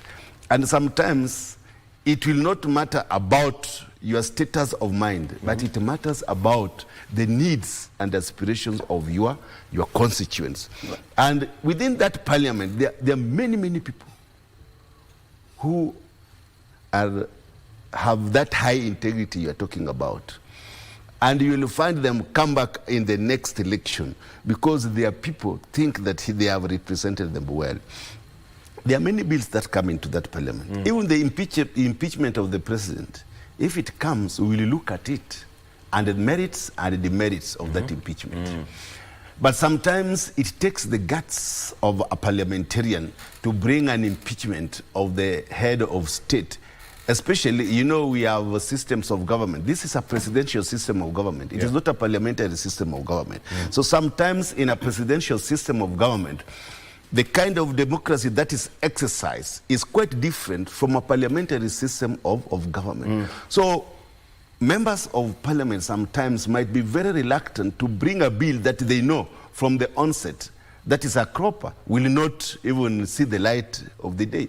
If you don't have numbers, like now, maybe a political party, you don't have the numbers. Sometimes you must look at the numbers within the parliament. This motion, is it for public gallery? Is it, the deputy president said that the parliament is a theater of the absurd. You know, we cannot make a parliament to be a theater of the absurd by bringing a motion that does not meet the threshold of the parliamentary system. So even as a member of parliament, you cannot just go out there, try to impeach the president, knowing very well that that motion will not pass. So you must do the background check, find whether you have your facts right. You have the opinion of members of parliament who represents. You see, the sovereignty of this country is now is about the opinion of members. And it is represented by members of parliament. So we carry the opinion of our regions. You almost pushed me off my seat. What do you have to say? Allow me to also chip in this Wanjiku issue. Who really knows what Wanjiku is saying? As for me, I can only speak of my two friends, Owonda and Obinchu, who told me, whom we discussed and agreed that Kufa Dereva, Kufa Makanga. As of what I saw in the public participations, what came online, what came on the TVs, I think the MPs did not take into regard what the Wanjiku said. In as much as there are places, probably his place, where he represents, they said Kufa Makanga only. I know of many regions where their MPs disregarded what the people had said. Look at Nandi. I come from Nandi. And from Cheregai? Cheregai is my senator. And many people there were saying, no, Kufa Dereva, Kufa Makanga, how does it help us to impeach the deputy president? Does it bring food on our tables? Does it discuss proper issues in government? There is this bill I recently saw. I saw it online, then went to check it, and I was surprised that it's true. They want to privatize water. They want to privatize water. Have you seen the bill? It has not come to the floor of the House. 2023, I think it's something 2023. It's a bill for 2023. They want to privatize water. What is now, it's just the same as what is happening with the JKI. What is happening with Ketraco. They want to privatize the most important human resource, water. So it's going to be very hard to defend our members of parliament. You know, one thing that the privatization, one, the act, it was moved that now it can be done through the treasury without passing through parliament. Okay. So even some of these agencies, state corporations, like now, when they privatize, it does not need to come to parliament. Okay. So the act had been changed, and because of the numbers that were there in parliament, it was just changed. So like now parliament, we really have no authority. We can only oversight those private entities, but we will not have the authority to refuse the executive to privatize. But maybe the opinion of the people can refuse, and they have a way of refusing. So I think that is where we are now, even if they want to privatize. Okay. I'm told we've been added 1 more minute, but then I want us to split this. You said you are running for president in 2027. Allow me to interrogate that further. Right. Which political party? Really, what happens? I just want to comment one thing, because you know, just because of time. Yes. You're running for presidency in 2027. In 2027, and so the reason. Political party. Political party. The reason why I don't want to talk about political party, because that is what manipulating most of the members of parliament in today. I want people to look at the leaders, but not from have the a party. Much as you want to speak, you have a party. I have a party. Okay. So as much as I want Kenyans to look at people from the perspective of the point of what they stand for before they look on the political party, because most of these people, you've heard the member of parliament say it here, that if you do not have the numbers, why are you talking about the numbers in parliament? We should be talking universal people being in parliament who can independently make decisions without the fear of the intimidation from their political parties. So we want to see universal political parties that will take people to parliament, and the decision they make will be very independent. Universal. Give an example, Kenyan example. We do not have such in Kenya today. I want to, you know me, I'm a practicing politician.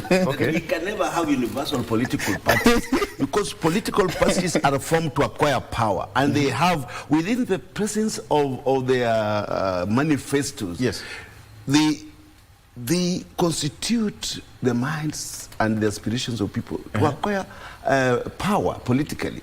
When you go to mature democracies, even like in the UK, US, even in the US, within their democratic party, you must operate within that political party, and you must be whipped to operate within that party. So whipping of party members, you must conform to political party lines. And you must have numbers. And you must have numbers. So you see now, the democracy fails then.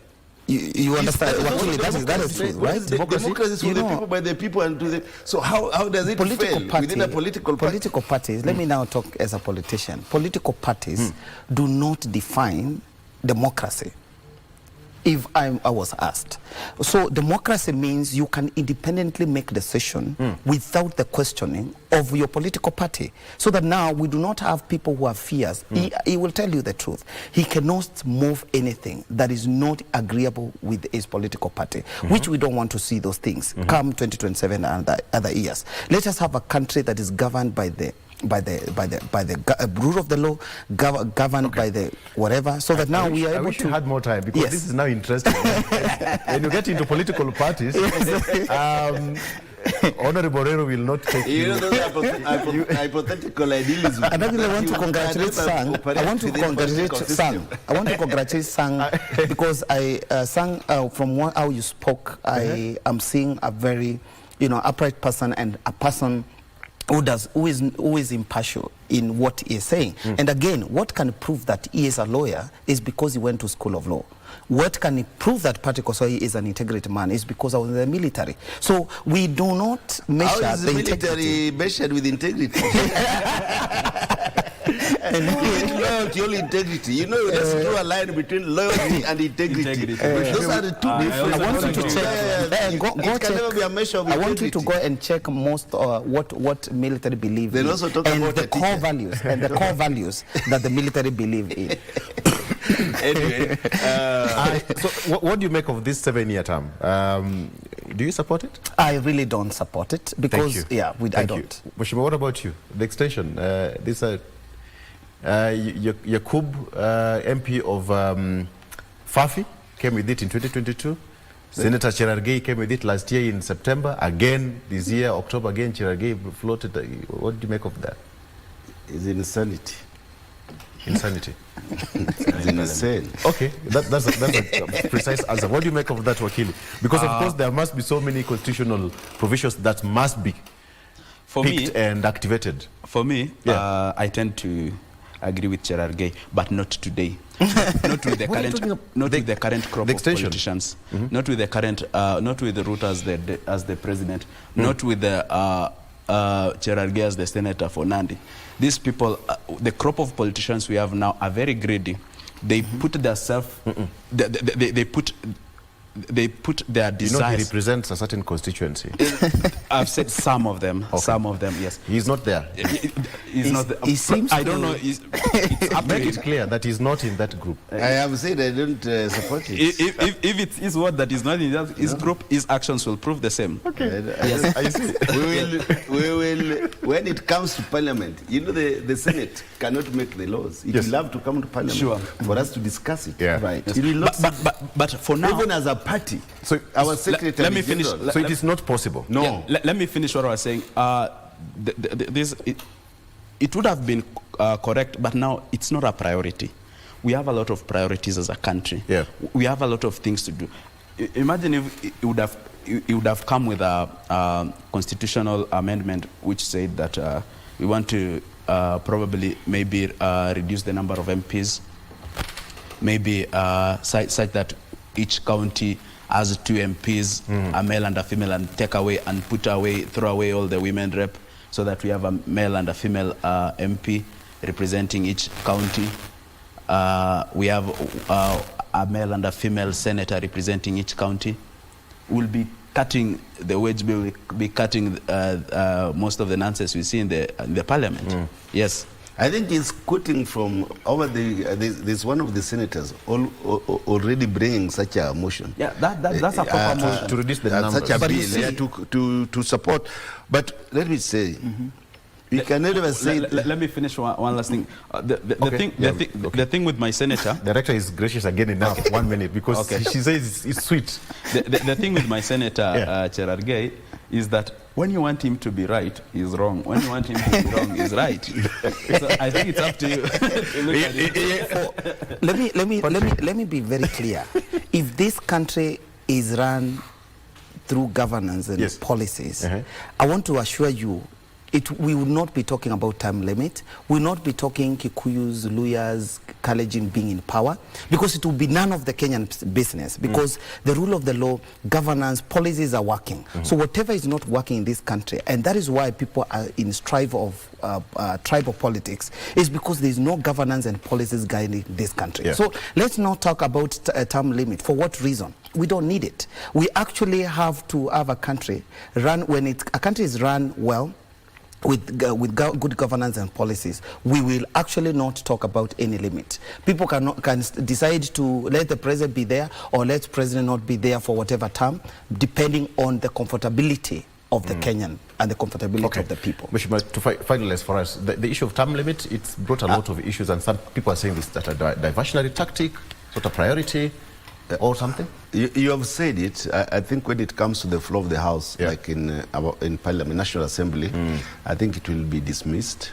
As a political party, I think our secretary pronounced himself on the stand of the ODM political party that we don't need those amendments. But before I leave, I must say hi to Kibra member of Parliament. He's just 200 meters away. Go ahead. From here. I must thank them for giving me the opportunity to represent them in the National Assembly, and always I will carry their aspirations as a constituency. When we give you the universal party, you will be a good person. But now he's still bowed. He's a good person. He's a good person. We must admit that. I must say that every man must have a dream. And your dream is valid. So we cannot dismiss you. You have a dream. Every achiever had a dream, including all of us here. We had a dream. So if you're going for that particular seat, who are we to say that you don't have to go for it? So much. You go for it. If you can't make it, it's a battle for everyone to fight it. Appreciate so much. Thank you so much. And Wakili, thank you so much for doing a good job as well. Thank you so much. Thank you for joining us. Washmir, asante sana for joining us on the show. All right, so let's take it at that point, wrap it up. My name is Victor Low. Mheshimiwa Orero, representing the great people of Kibra constituency and also how Patrick Osoi, governance expert, he said something that we'll have to interrogate it further. Wakili, asante sana. All right, let's take a break. GMK continues shortly after this. Good morning.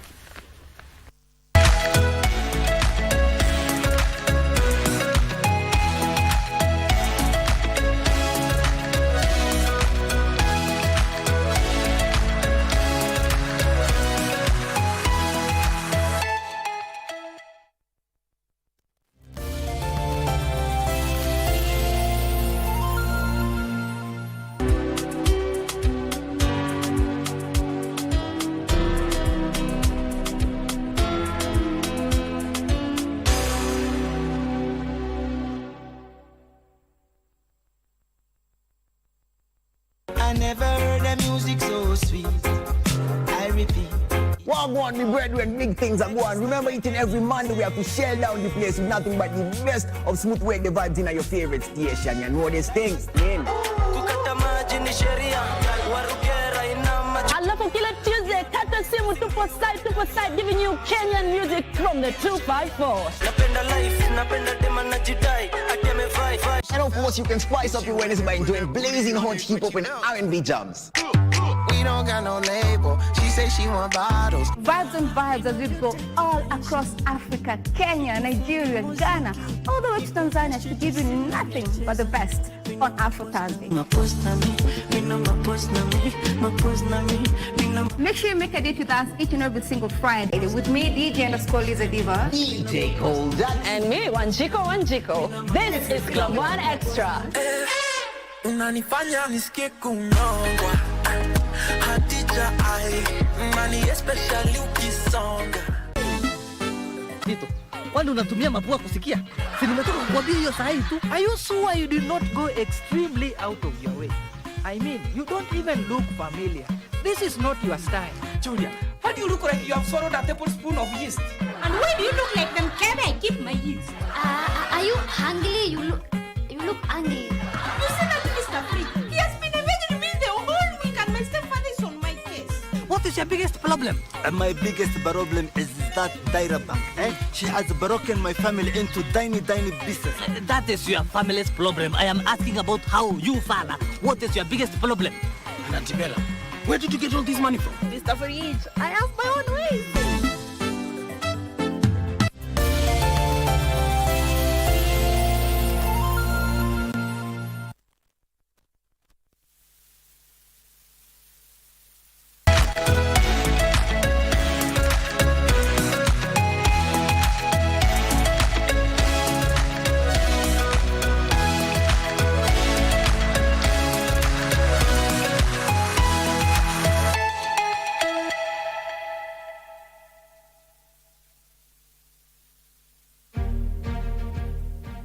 In the field of technology, artificial intelligence, commonly known as AI, has been hitting the headlines over the last years. The goal of artificial intelligence is to make machines to think like humans and perform human-like tasks.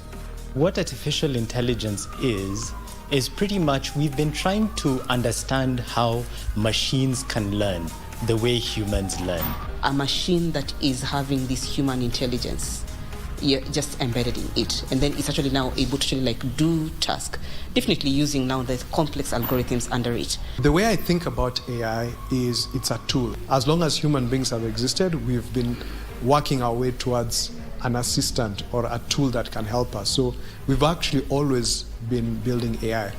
Artificial intelligence has become more popular today, but the term AI was first coined in the 1950s. Advanced algorithms, improvement in computing power and storage are among the features that have marked remarkable evolution in AI. I was first introduced to AI when I was 12 years old. I didn't know necessarily it was AI, but it was an old scrap computer that had an AI called Eliza, which was the first ever chatbot. You know, the way now we use chat.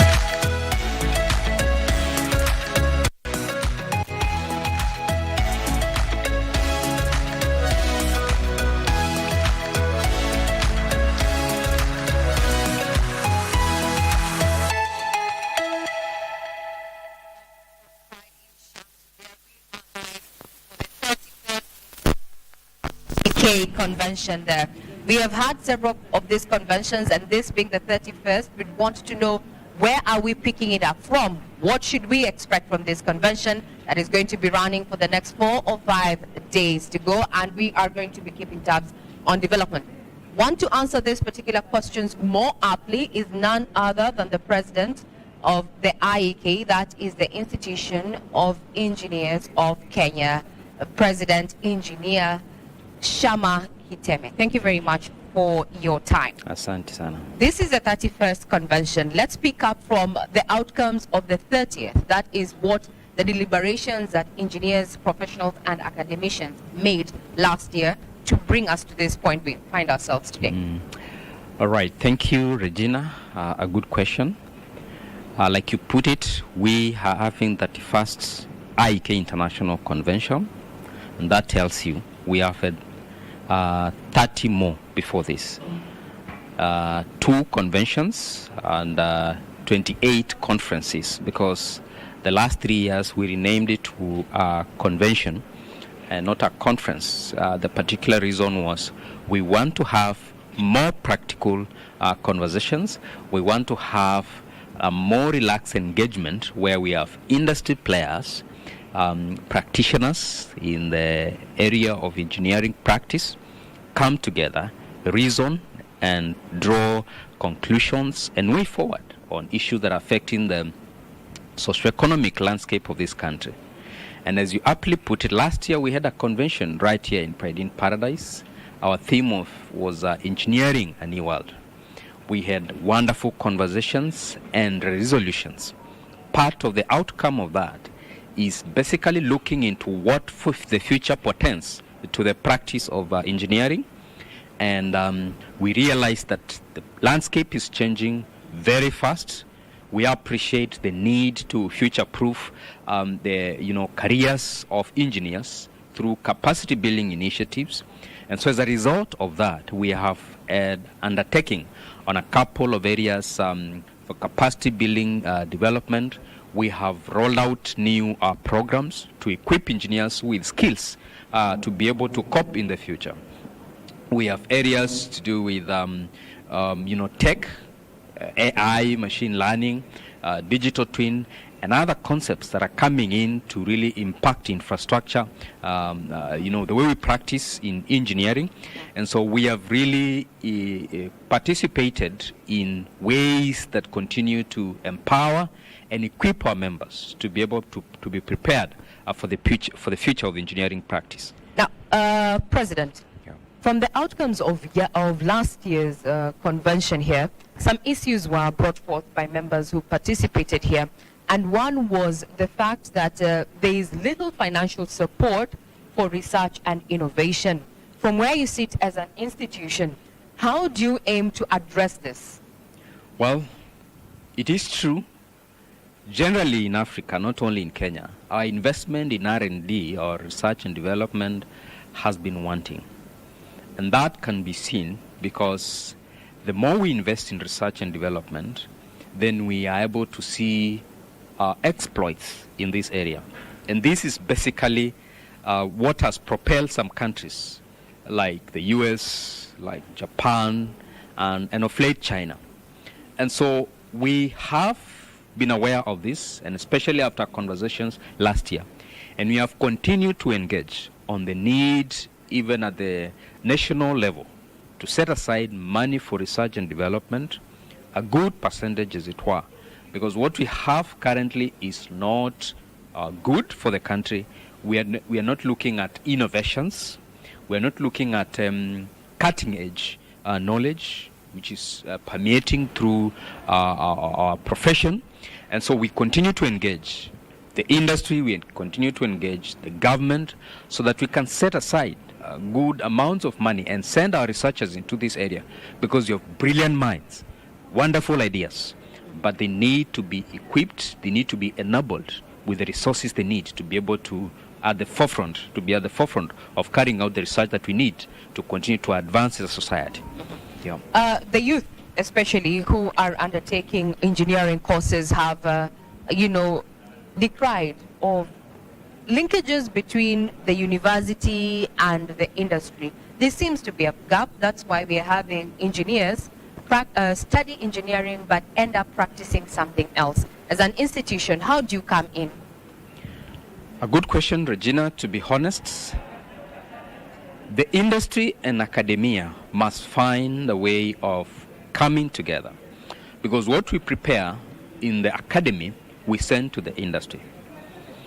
We have come as a society and as a professional society and created an environment for bridging the gap between academia and industry. Some of our members are in the academia, and the majority of our members are in the industry. We have had occasions where we have reviewed the curriculum in the universities and given suggestions to the academy on what we think needs to be incorporated into the curriculum so that it is relevant before we graduate our engineers to the industry. We are emphasizing on the need to be prepared so that as students leave the university, they are prepared to immediately plug in and be productive in the industry. This is very important because we know our practice has evolved. We have new ways of doing things. We have softwares, we have tech that is able to do what we were doing for 2 months in 2 days, for example. And so what we have done is that in working together with the universities, working together with the industry, engineers in practice, we give feedback to the universities on their curriculum, and we tell them, these students you're churning out and coming to us, we find they are falling short in this and this area. And the way to overcome this, please equip them in this and this area so that immediately they come out, we're able to absorb them and they're productive in our offices immediately. Another issue that has been brought up, and since you've mentioned learning institutions, is the issue of low staffing levels when it comes to the numbers of engineers that we have. We do not have, certified or professionals who can actually not only teach but also mentor engineers within this particular value chain. How are you thinking of addressing this as an institution? Thank you very much. Our involvement in the universities goes a long way, not just what I mentioned. And this is because we're even more deliberate now to go as low as engineering student associations to make sure that they appreciate the value of professional societies. As for dons and the professors, we know for a long time we have had those who have really been in the academy for some time and they are retiring or almost retiring, and we are encouraging as much as possible young engineers, and we are working together with the professors to make sure that those teaching are also having time to practice so that what they teach really is relevant. But also more importantly, they see the reason to register and become professional engineers. If you look at some other sectors like healthcare, doctors go to the hospital in their third year. And that means from that year, they learn from the actual place they will be working for the rest of their life. In a similar manner, our advocacy efforts are that professors should be able to practice, and we have advanced and given opportunities for them to register, and we have been involved in creating capacity building sessions. We are entering into memorandum of understanding with various universities so that our interactions are more intense and deliberate, and we create opportunities for the professors to be able to advance even by registering, getting the relevant experience they need in the industry to be able to register as professional engineers, because we believe this adds value to the students when they are taught by professors who are registered professionals. Mm-hmm. Now, just looking at a certain report that young engineers have put out there, and they have pointed out one issue, and that is stagnation, transiting from the theory to the practical, and the practical much needed to actually certify one to practice engineering. But then their argument is that it is really difficult to have projects accept you before you actually qualify. How are you working to address this? Regina, this is a very big issue. It's actually the elephant in the room. And this comes down to opportunities for engineers, and especially in this country. It's very sad that 2 days ago I was in a meeting where we were reporting about 50% of engineers in that category being unemployed. And that means if they are unemployed, they do not have an opportunity to get hands-on experience that can lead to their registration, because by training, engineers go through their five-year training, and when they go through the 5-year training in the university and graduate, they are supposed to go through 3 years of hands-on experience where they get exposed in design, they get exposed in contract management and project supervision. Then they sit for what we call professional examination interview at Engineers Board of Kenya. Now, if you do not have the requisite experience, hands-on experience, you definitely do not have enough preparation to become a professional engineer. The question of opportunities then becomes very key in this, because if opportunities are not there for you to learn, then you miss the opportunity to become a professional engineer. The country loses. And that's why our engagement and advocacy efforts are towards creating more job opportunities. And we are raising the issues even with the public sector and the private sector. We're saying, let us have projects that are there. Let us absorb engineers through internships, through attachments, initiatives like affordable housing program. Many projects we're seeing around the country, the government rolling. We are making a case that they need to create opportunities for young engineers, graduate engineers, in internships and attachments, because then we are able to train them, we are able to expose them, because all learning and professional circles is through apprenticeship. Basically, you run from the master to become a master. And we are advocating for more opportunities to be created for young engineers, for graduate engineers. And we appreciate there is no quick solution to this, but we can be deliberate. One way of being deliberate is making sure that we do not reserve opportunities in this country for foreign engineers. When we get into doing mega projects, when we get into doing even smaller projects, we be deliberate, even setting aside a percentage of the project cost towards training young engineers. And this is what is our advocacy effort, so that we can see opportunities for these young engineers, because really they have a case when they say they do not have opportunities. We are seeing this every day. As a president, I get calls, I get messaging. Engineers want opportunities. Now, talking about those opportunities, what percentage do you have in mind in this particular project? And have you also looked at, the public-private partnership projects? Because this is a model that is really gaining traction in the country. What percentage do you have, and are we looking at PPPs? Thanks, Regina. Matter of fact, we do not have to relitigate this matter, because the law is clear. 40% local content is preserved. We also, under Public Procurement and Disposal Act, we also have provisions which allow for special interest groups, that is a youth, women, people living with disabilities. And so the law has provided for that. And it has provided how to monitor and make sure this is enforced through Parliament and other institutions. But, as you aptly put it, there is now movement towards public-private partnerships. We have raised this issue, and we continue to raise it, because the PPP Act is expressly under Clause 4, Subclause 2, that the projects under PPP, they work or they operate outside the PPADA Act. What does that mean? It means then the provisions for local content may be overlooked under PPP arrangements. That's a major concern, because then you look at a prospect of projects being done in this country where engineers are, local engineers or Kenyan engineers are bystanders, and they're watching as their country is constructed. As they watch, they have no say there. And so the question comes in, how will we be able to maintain this infrastructure if it is done by foreigners who come do the projects, run the infrastructure and go away?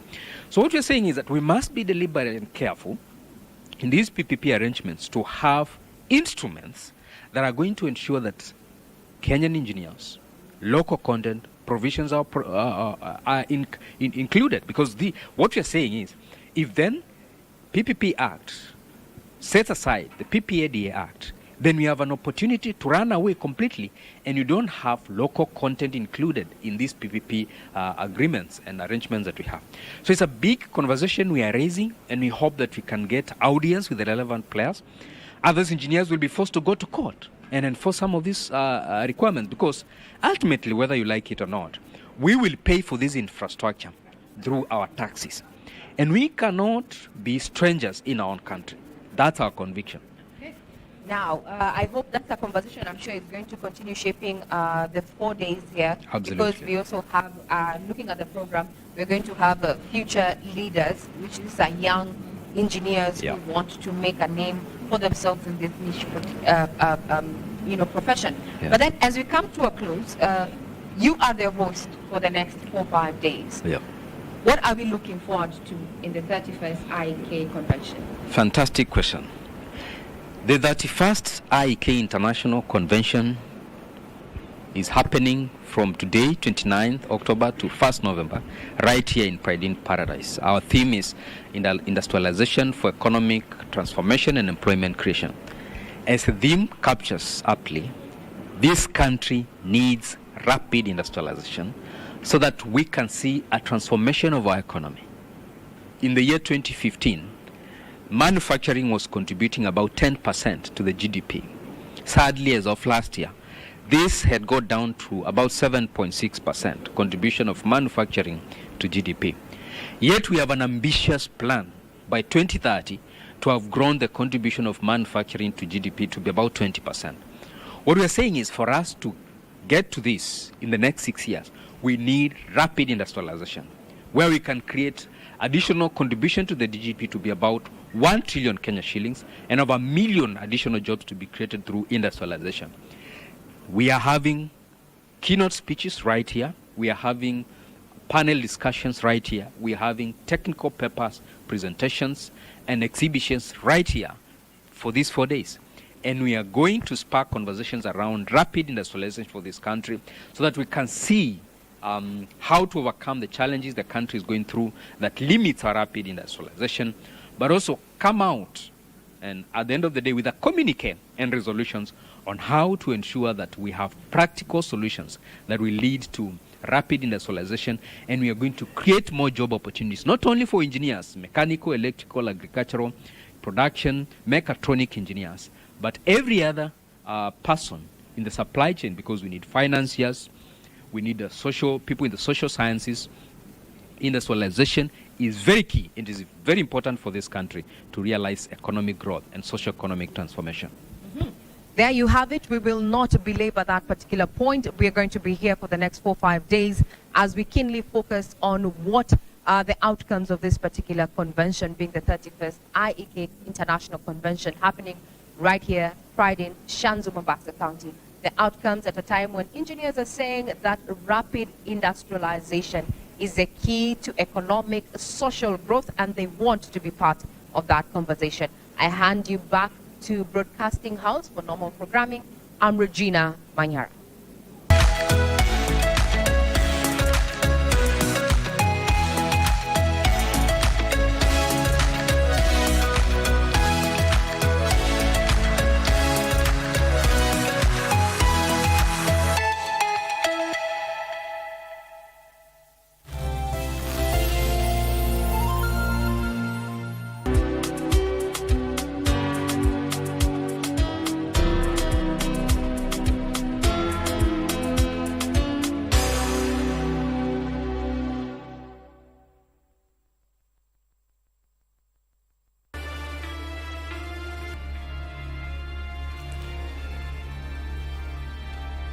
Lakini wewe ni nani? Sikia hoteli ya Vuma kweli na nini kipi? Hauna habari? Una hiyo hoteli siku hizi iko na bonge la toto. Mtoto mrembo ajabu mwanangu. Mbona kamfukuza Jasiri? Ana roho mbaya hata simpendi. Kuna habari zimeenea. Kuna binti mrembo anatembea kisiwa cha Funzi. Sasa mimi ni usuna nini? I feel like there's someone else taking over my heart. He has changed into someone different. Doesn't he seem a bit more rebellious? Your sons are adults. You don't get to control their lives. How is it that you're the only one she can't manipulate without getting angry? I think that my mother has given up. I made that decision! Isabel had nothing to do with it at all! So stop sticking your nose into my life! I am telling you, once and for all! What's going on? She cannot influence my sons against me. Estaré contigo. Money, it's the root. Money, it's the fruit. Anyway you see me come around, oh. Anyway you see me come around, I'm proud to be black. Shakala who make the dance so open. Shakala who make the people them a rock. Tell them the tourists, live life to the fullest. How you expect we gone away if you say down by your head? I grew up in a place called Ensom City, Spanish Town grooving, everybody nice. We will be shining, shining. It could even be the darkest night. Get up, stand up. Stand up for your right. Get up, stand up.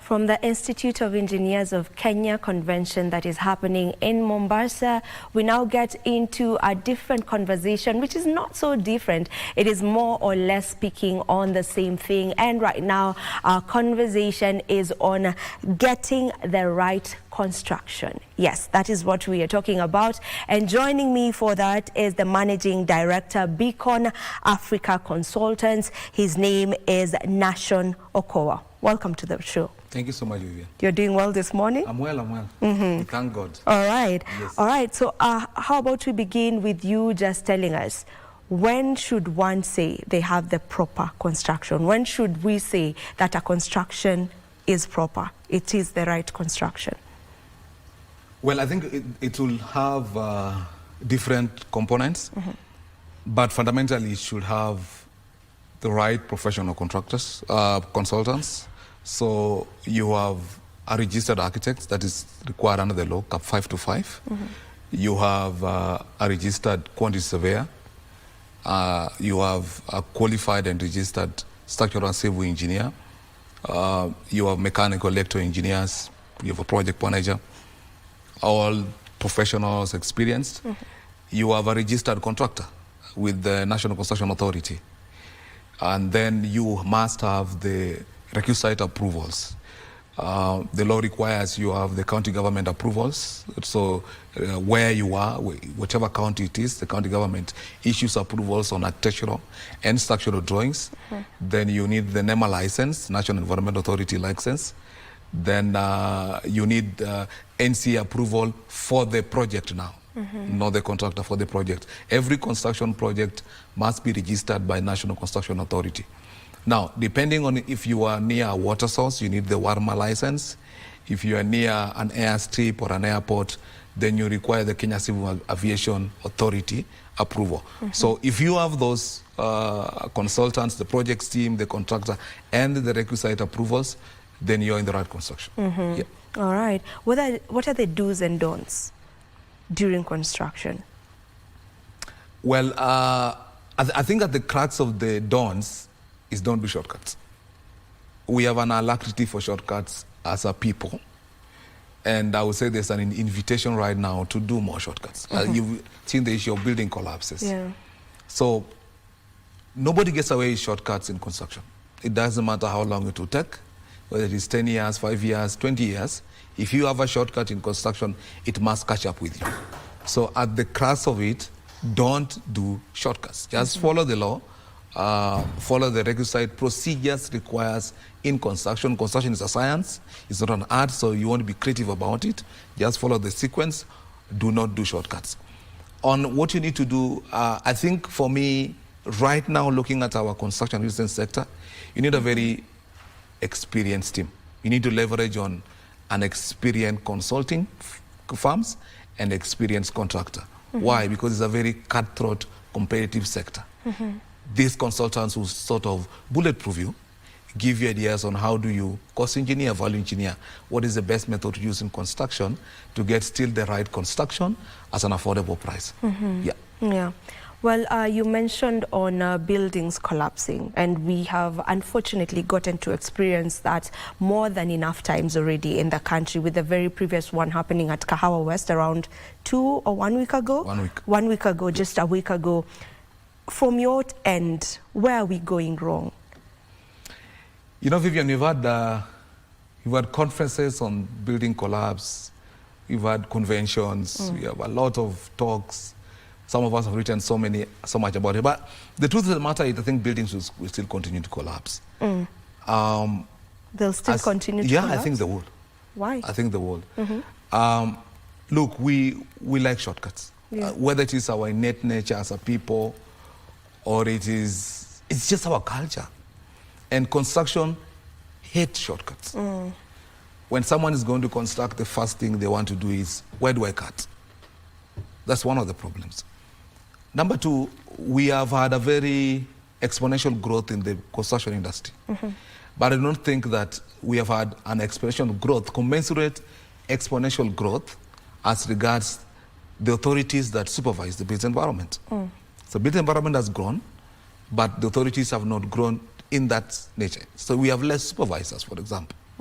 I think so for counties. I've done projects where a probably county will come once, because during the lifetime of a year project. So I have 11 months to do whatever I want to do. There are a lot of gaps that exist within this sector. There's a lot of corruption, okay, that is very chronic and endemic in the built environment. Until we address these issues, unfortunately, buildings will continue to collapse. I do not think we have, if you look far back as far as 2013, the Otuoma building collapse, which was very advertised. There was a commission that was formed, and the commission was to look at buildings in Nairobi. All they keep telling us is we have so many buildings that are at risk. I've always said, why don't they publish those buildings so that innocent Kenyans know that this building is not safe? So whenever a building collapses, they will come back to remind us there are a lot of buildings in Nairobi not suitable for habitation. Come on, put it in the dailies. Publish them so that people know what are these buildings. Until this kind of things happen, we follow the law, we use the right consultants, we get our right approvals, buildings will continue to collapse. How do we address this situation, and who exactly needs to come on board? Who should we point fingers at? Look, I do not think if, and I've said it here, I do not think if crime goes up in the city, we'll point fingers at the police.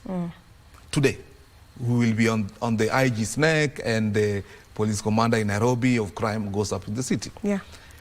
We delegated the function of supervision of construction sector to specific agencies. 47 million Kenyans cannot supervise the built environment. We will have to form vigilante groups to do so. So there are specific authorities that we've delegated that function to supervise construction on our behalf. And we fund them through the exchequer, through our taxes. Counties, National Construction Authority, NEMA. These are the agencies we are mandated to ensure there's no shortcut. And you see, the law preempted that there will be someone somewhere who wants shortcuts. Just like the law preempted that there will be someone who wants to rob. And defined that what happens in those scenarios when someone steals. So we expect people to do shortcuts, but we expect the authorities to stop them from doing shortcuts. So we have agencies. The back on building collapse must stop with the agency we are mandated under the Constitution to supervise the built environment. No other place. Yes. All right. I hope that we get to become more serious when it comes to this, because many lives are lost from the collapsing of this building. You know, property of, huge amounts. I think we need some radical solutions to address this. For example, I've always said we need to criminalize the sale of professional licenses, because what happens is, if Vivian wants to build, she doesn't want to get because the law requires to get a registered architect. So what do you do? Get a diploma guy or technician designed for you, buy a license from the architect, he'll stamp for you your drawings, 5,000, 10,000, take to county for approval. So we need to criminalize some of these things, that when we license you as an engineer, and under Engineers Boards of Kenya, you cannot sell that license at market price to people willing to have shortcuts. So we need some radical surgeries in building collapse. Until we do radical surgeries, I do not think we will have to address. I also think we need to return the NCA levy. I know it's my colleagues always say that is no, but I think so. We return NEMA levy. Let us fund NCA fully to have the resources it requires to supervise, so that we don't have these things of, we are competing with other needs through the exchequer. Give them the levy, we return NEMA levy, let us return the NCA levy. We have a big watchdog, ensure they have the resources to do the supervision. Okay. Yes. So the factors to consider during construction, what factors are these? I think if you are, right now, if you're going to, and I'll say this, if you're an investor, if you're building your own house, you're an investor, we have a big issue with cost of construction. We have a ballooning cost of construction, and for us, it's really concerning. So, one of the factors I'd said early during our convention is, you need to have the right team. I mean, I cannot overemphasize the need for professional consultants on any construction, whether you're doing a single dwelling, whether you're doing the multi-story billion-dollar investment. One of the factors you must put into place is the right consultants. Number two is market study. We are not doing a lot of market study. And we have this thing of 4 pages of auctions in newspaper, and people get alarmed. Some of us don't get alarmed. We are very careless when we're doing real estate investments. We don't do market study. We do real estate, we do what we call Me Too projects, where I hear Vivian as saying 1 bedroom is selling, and Nation jumps on 1 bedroom, and you burn your fingers. So a lot of issues that you see in real estate. And there is no industry, Vivian, that does not punish mediocrity. If you go to agriculture today and you don't understand farming of onions, you will burn your fingers seriously. For sure. But the problem with real estate is we do not want real estate to punish mediocre projects. When it attempts to do so, we say there's a bust, the market is collapsing. No, some of these things are very natural. People are doing a lot of projects in this Nairobi that is almost criminal to do. Okay? Criminal in quotes. But they're doing them. And real estate has to punish them. Auctions, empty. Okay? So one of the factors you have to consider right now, please do a feasibility and market study. We're in a buyer's market. Real estate in Kenya now, we've entered the buyer's market. The buyer's market is the buyer decides everything. The sale price, they decide the rent price. So you are responding to a market. So you need to do a market study to respond to that buyer and seller. We are no longer in an industry where you can tailor it to suit your personal fantasy. It won't work. All right. You had mentioned something to do with people also just buying some of these qualifications that one needs to have, but you go ahead and get it somewhere on Core River Road. Well, and we've also had the rise of fake architects.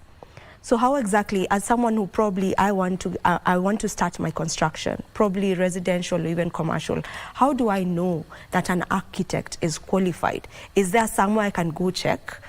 Or how do I know that my architect is actually a qualified one? Yes, you can know. We have a lot of quacks. We have a lot of quack contractors, quack architects, quack quantity surveyors, quack project managers. Look, today if someone comes and tells you that you are an architect, all architects must be registered with the Board of Registration of Architects and Quantity Surveyors. They must have a number. If you just go online and Google, we call it BORAX, Board of Registration of Architects and Quantity Surveyors, they have listed all registered architects in the portal. All you need to do is put National Core, and you'll see whether, if it doesn't pop up, that's a quack. Okay. Go to Engineers Board of Kenya website. This is a public website. Put the engineers, the person's name, or if you have the number, put their number. It will show you whether they are registered and approved by the government. If you go to contractors as well, NCA has an elaborate portal, online public portal, that you need to confirm whether a contractor is registered. Okay? And the other institutions that are not yet regulated, do it through their professional institutions. If you doubt, even developers, I tell people these days, before you buy an apartment, you buy a house, confirm that this developer probably is under Kenya Property Developers Association. it gives you some comfort. So there is a portal where we can confirm these things at the comfort of your living room. You don't need to go to any office. And you know very well that the person I am engaging is an architect. And you see, once you have a registered architect, usually they're very careful because they have licenses. And these are people you can sue. Unfortunately, our law currently, the way it is stipulated, it punishes a registered person more than a quack. The quacks get away with so much because it's expected that you should have verified this person before you engage them. But if I'm a registered engineer and you engage me and I make mistakes, trust me, there's a recourse for it through Engineers Board of Kenya, through Borax. You have a license, have something to lose. So the answer is yes, there are public portals that you can confirm. All consultants, all contractors are registered as required under the law. Okay. Yes. So when it comes to construction, clearly you cannot fumble about it. You need to do your due diligence. There's no shortcut to it. Otherwise, I mean, it might work against you in the long run, you know. Yes. Yeah. And look, if there are two words that are important today is in real estate and construction is what you said. It's due diligence.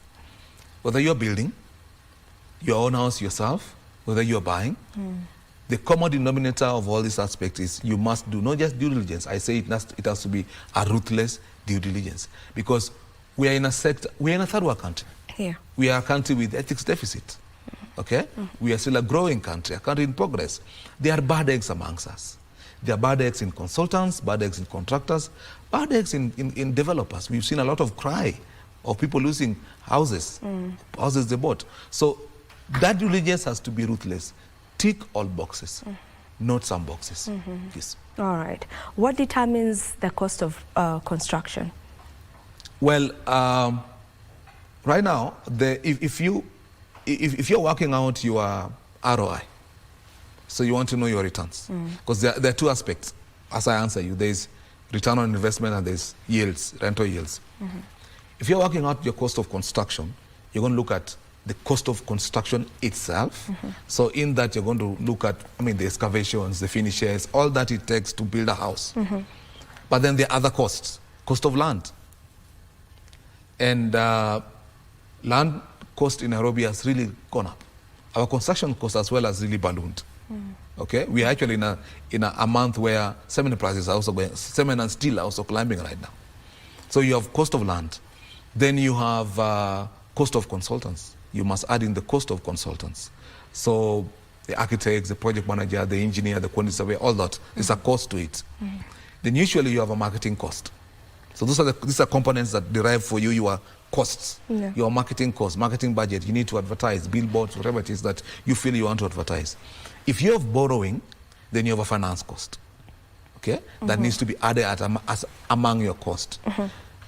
Then generally we lump out a cost called administration cost. This will include your legal costs. If you have an accountant, there's a lot of admin cost that is lumped up under admin cost. All those components have what we call the cost of construction. So that is what the project cost entails.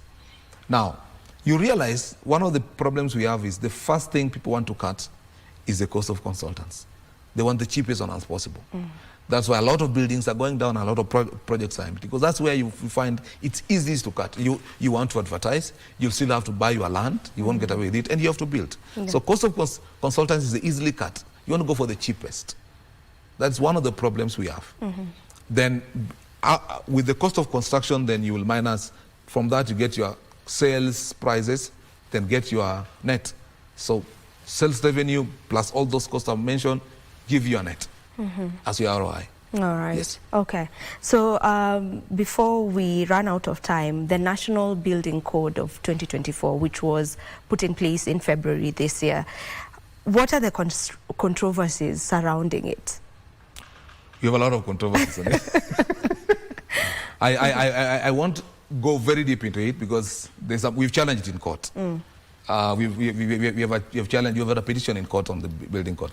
But I will mention a few issues we have with it. First of all, it's a good progress. Okay, since 1968 until now, we've had a building code. So it's a progress. But what we are saying is, let us get it right. We will take another 40 years before we amend that code. I know they're saying every 5 years.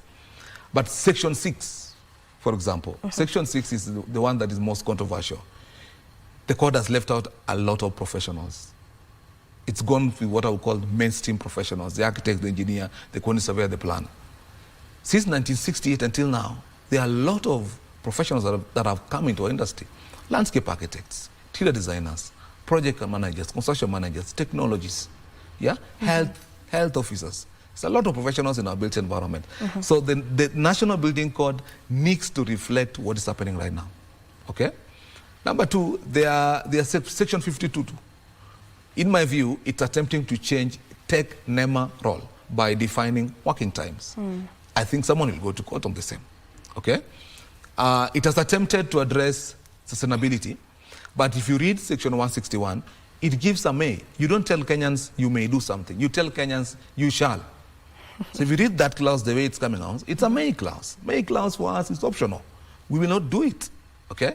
It has introduced under Section 425 that a building that is 18 meters and above must have a fire lift. Come on, people don't even have a lift in the first place. Okay? So you want to have passenger lift and fire lift. With these 8 plots that we have around Nairobi, it's not working. Okay?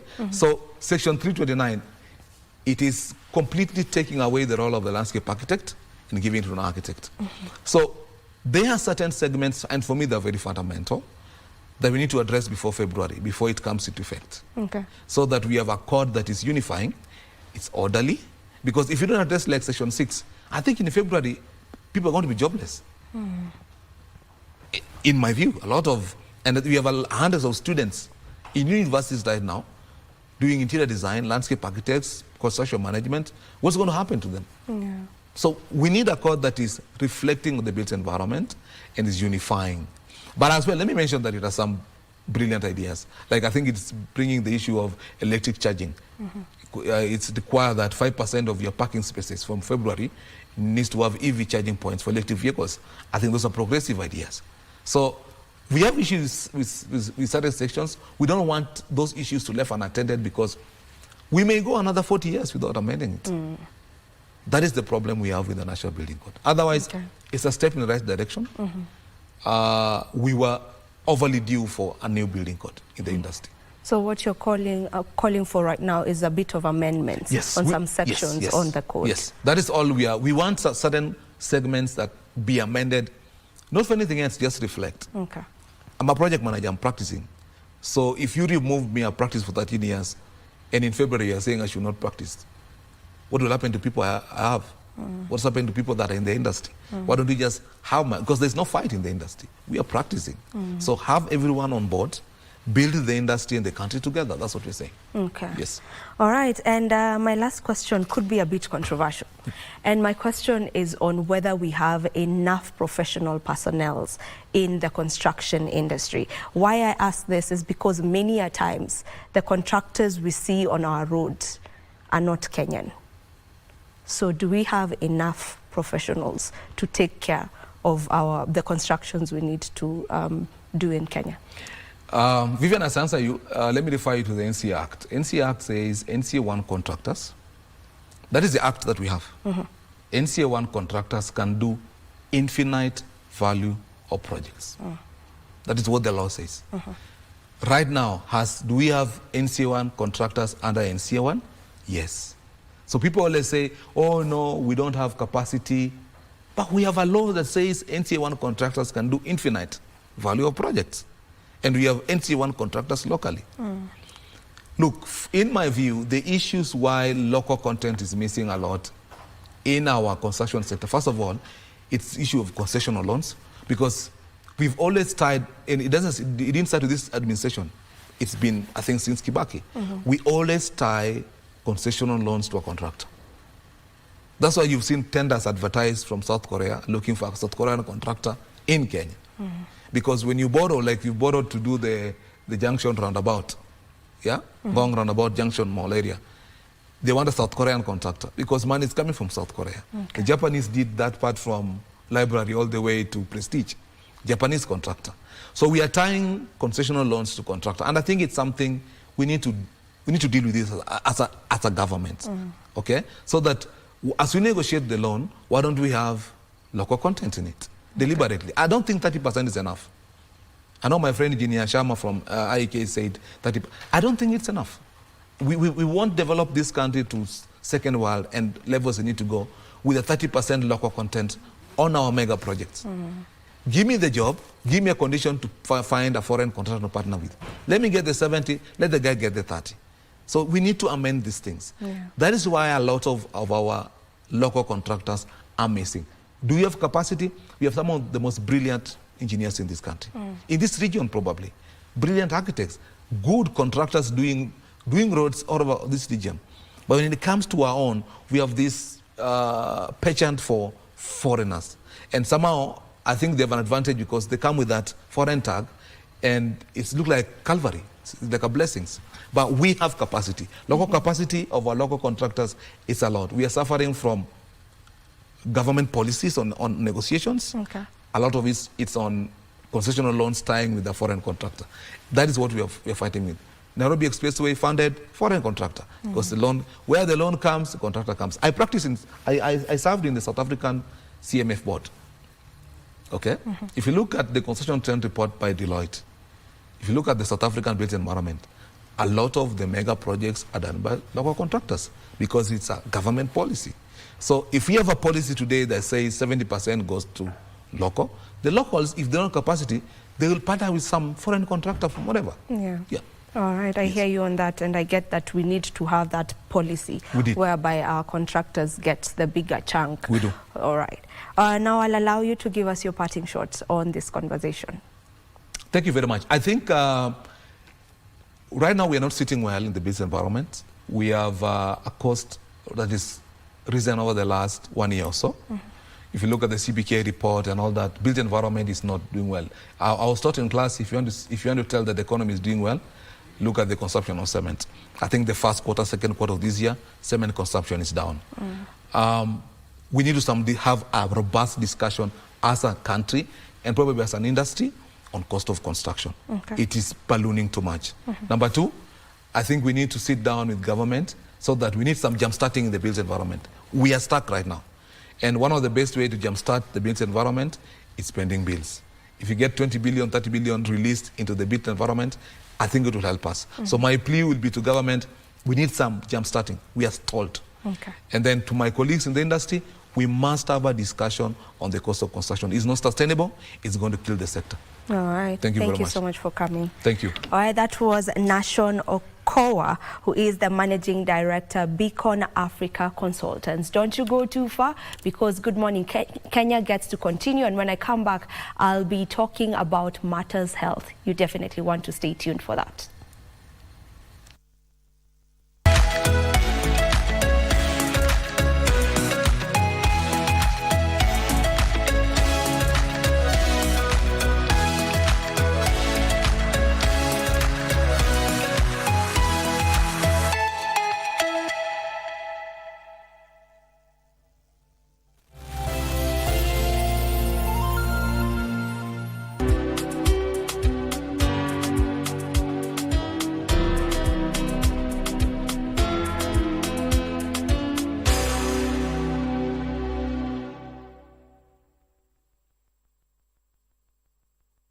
The young generation awakens on Y254, the leading youth TV station in Kenya.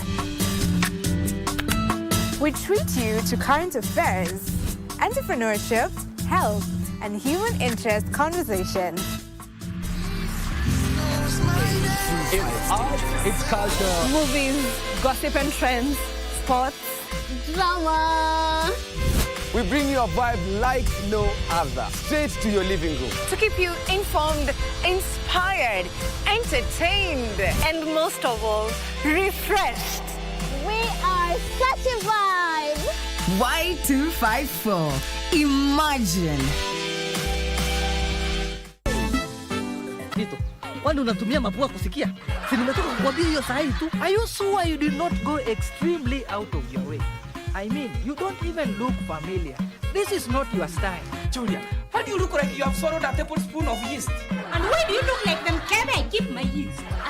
Are you hungry? You look hungry. You see that Mr. Free? He has been evading me the is your biggest problem? My biggest problem is that Daira Bank. She has broken my family into tiny pieces. That is your family's problem. I am asking about how you, father. What is your biggest problem? And Auntie Bella, where did you get all this money from? Mr. Fridge, I have my own ways. Mtazamaji, tumekuandalia taarifa zinazogonga vichwa vya vyombo vya habari kutoka hapa jijini Nairobi na pia mashinani. Wanahabari zaidi ya ubora wao wako ange kukuletea habari pindi zinapochipuka kutoka pembe zote za Kenya. Kwenye kipindi cha Tamrini tunakuletea mazungumzo ya moja kwa moja kufafanua na kuangazia masuala yanayokuhusu wewe mtazamaji. Kumbuka, taarifa yenye thamani daima hupokewa kwa amani. Hivyo basi usikose kuungana nasi kila siku ya wiki. Tukupakulie na tukutaarifu taarifa yenye mnato kwenye runinga unayoienzi. Kwenye kurunzi mashinani, sisi DC.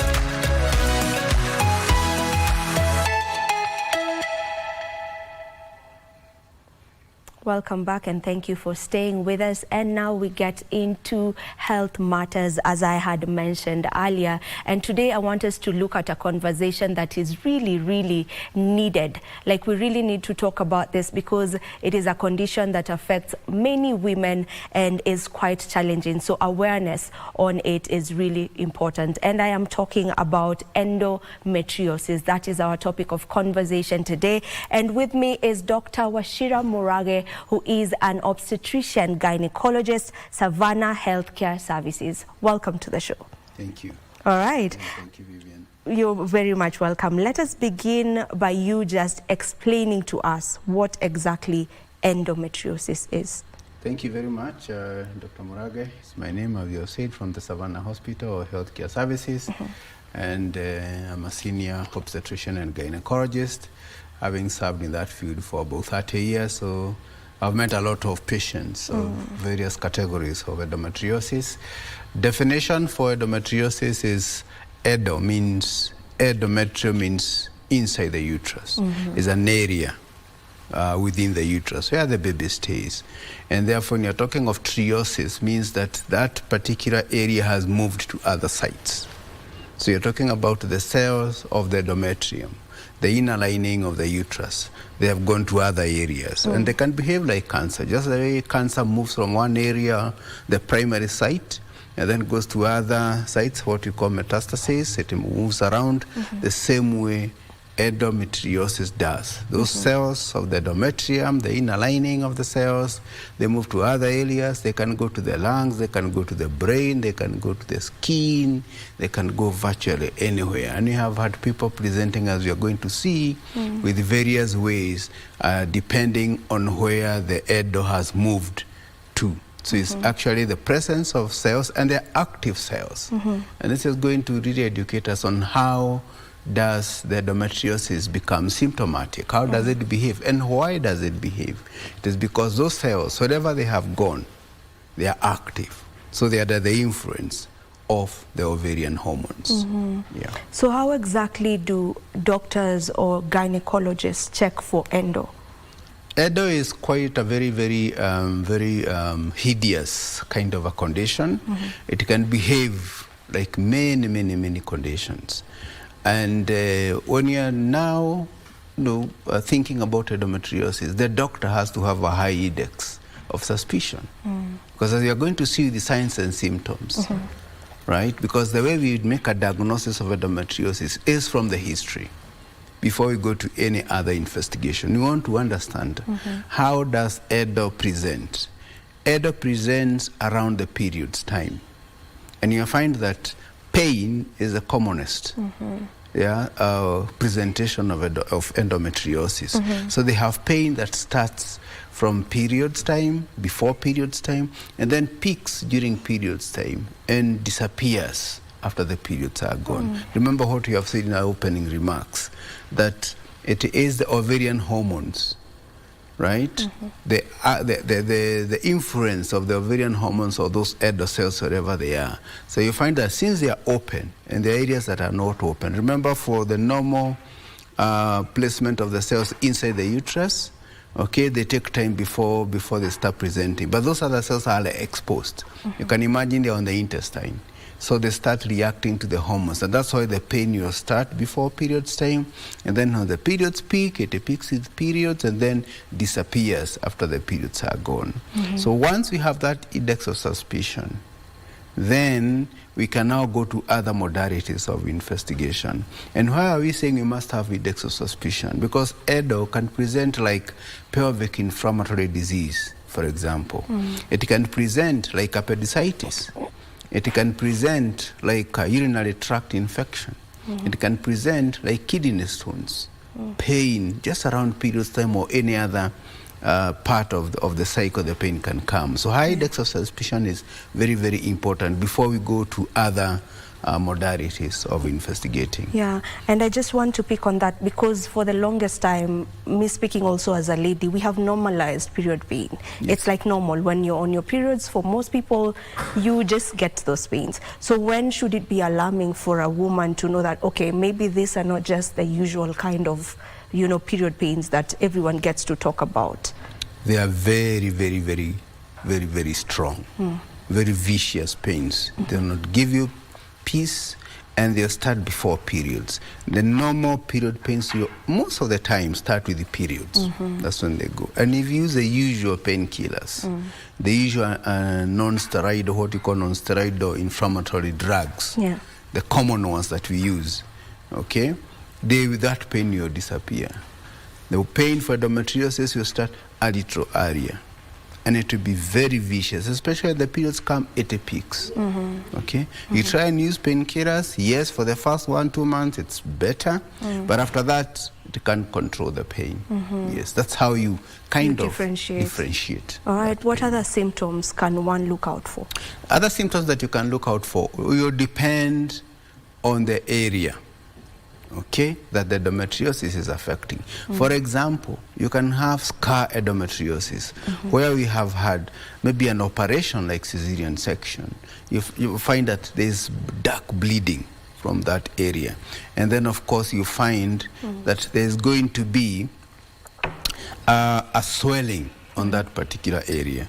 You can have the navel, kitovu, it will be like us. You can have a swelling. Very shiny, dark kind of a swelling that comes during periods and pains, and can even bleed only during the periods, and then it disappears. Other people have gotten a cough with blood. That means they have endometriosis. Other people have even headaches. They just come before periods, end with periods, okay? And it is cyclical. It keeps coming. So depending on the area that the endometriosis is affecting, and then the cyclical nature, just before periods and pain starts, peaks with the periods, then disappears. Then between that time and the next time before periods, it is okay. Okay? So depending on that organ, that's where now you get the symptomatology. Of course, endometriosis can cause quite a number of things, including infertility. Some ladies are infertile, are not able to get children because of endometriosis. Others have gotten, for example, blood urine because of endometriosis. So they just pass blood urine around that time. Others have suffered intestinal obstruction because those endometriomas, because with the time, the accumulation of that blood in those particular sites can block the flow of stool, and therefore they are obstructed. They present with intestinal obstruction. Others have presented with nodes in the liver. In fact, endometriosis has been confused with cancer because of the way it behaves. Yes. Can it be asymptomatic for some time, or it has symptoms all through? Endometriosis can be asymptomatic for quite some time, until those cells now are big enough in a way that they are going to provoke. For example, GIT, gastrointestinal. Some people have presented with things like nausea, feeling bloated because of endometriosis. In fact, it's a very, very common, and it builds with the time. It builds with the time until when it reaches a point, then it provokes some type of symptomatology, and that makes the lady go to the doctor. Okay. Yeah. When does it start? Is there a specific age that is associated with endometriosis? Endometriosis is a very, very, in terms of causation, endometriosis is a very, very, very dark, hideous kind of a disease because it can start right from childbirth. Childbirth? Yes, when they are born, when those ladies are born, it can start then. Sometimes they can even start in utero when the formation of organs was going on. Yeah, some cells, instead of all the cells going into the uterus, some remained in other areas, waiting for that girl to be born and the periods to start coming, and then the endometriosis can start building up. Okay, that's new information to me, because I actually thought endo only begins, from a lady who has just started their period. So it starts from... It can start. From and therefore it will show when the lady starts to have the period. Okay, that's when it starts showing. That's when it starts showing. Okay. So the cells can be dormant in a way because they don't have the hormones to provoke. And the hormones will start coming when they start having their periods. Okay. The other common cause is retrograde menstruation. So the periods, remember the way the anatomy, the female anatomy is. You have the uterus in the middle, then you have the tube sprouting kind of going next to the ovaries. The periods are supposed to come down into the cervix and into the outside private area of the lady. But all the blood is supposed to come that way. Some may go behind, retrograde. Retrograde. So they go behind and they pour out into the organs, and then they are quiet. When the periods start and they are active with the hormones, that's when now they start getting the pains. It's really, really can be very, very tough pain for the young girl of 15, 16 years, 20 years, before you're able to discover. We say, oh, it's congestive dysmenorrhea, it's the normal period, but it becomes so irresistible that they have to see the doctor. And then a diagnosis of endometriosis is done. Yeah. Are there any other causes to endometriosis? Now, endometriosis, the commonest cause is retrograde menstruation. That's what I've explained.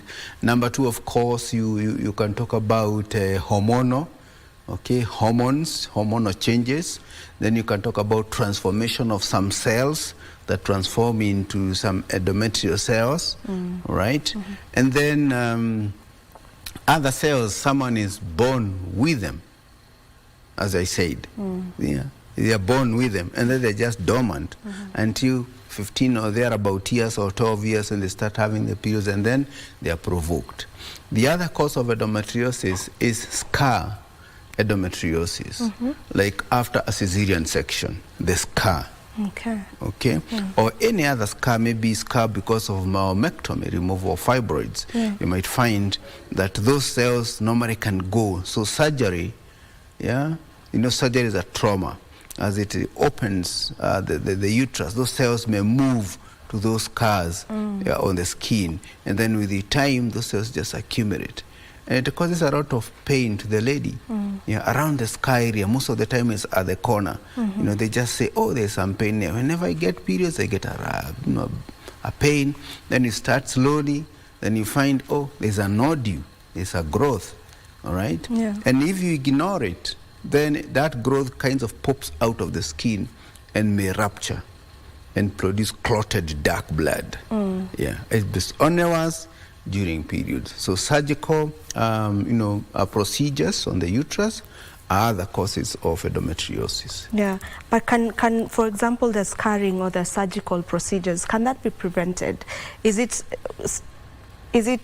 that be blamed on the doctor who's performing the surgery, or because I feel like that can be prevented? No, not at all. Not at all. In fact, you don't even realize, because all of us do the surgery the same way. We were taught in school.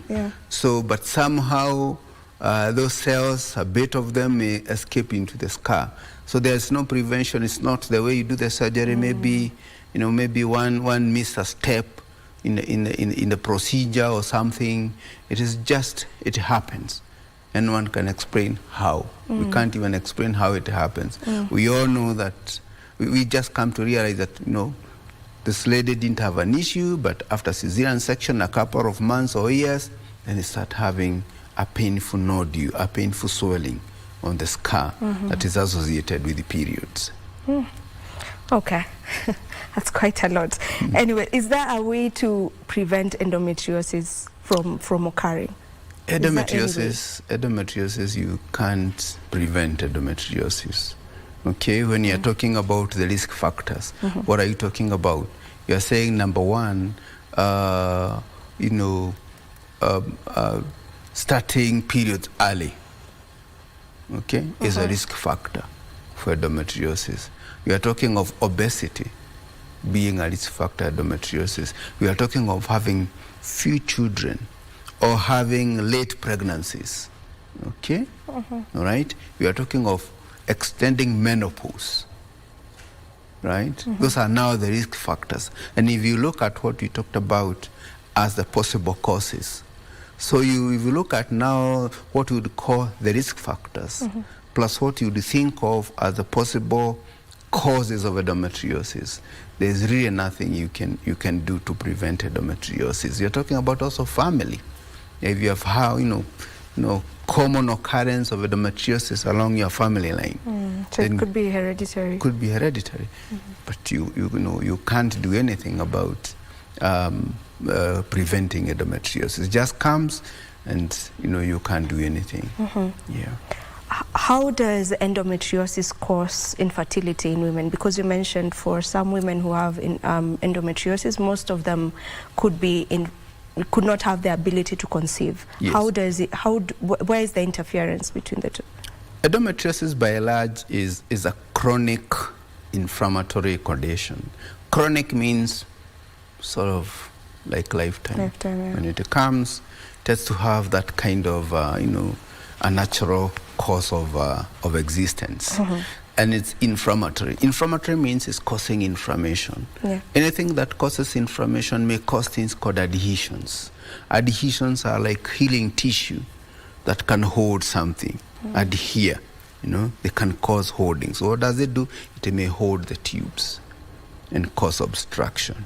It may go there and damage the ovaries. Remember, you're talking of blood on the ovary, because endometriosis can go onto the ovaries and cause bleeding on the ovaries, and therefore cause inflammation, destroy the ovaries. So ovulation will not come. The other way that it can do is it damages the egg pickup. If you look at the anatomy, the fallopian tubes have finger-like projections like that kind of pick the eggs. Yeah. Okay? Adhesions over there, can also prevent ovum pickup.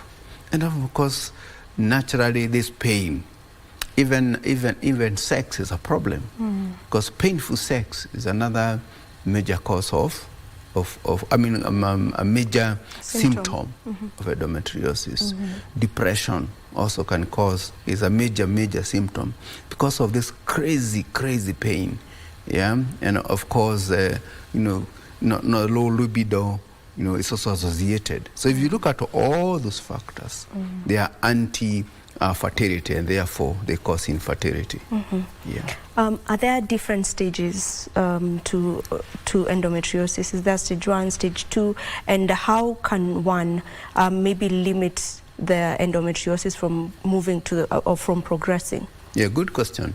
Endometriosis goes up to stage 4. Okay, so you can have the endometriosis just next to, the ovaries and the uterus, and some on the outside wall of the uterus. That will be stage 1.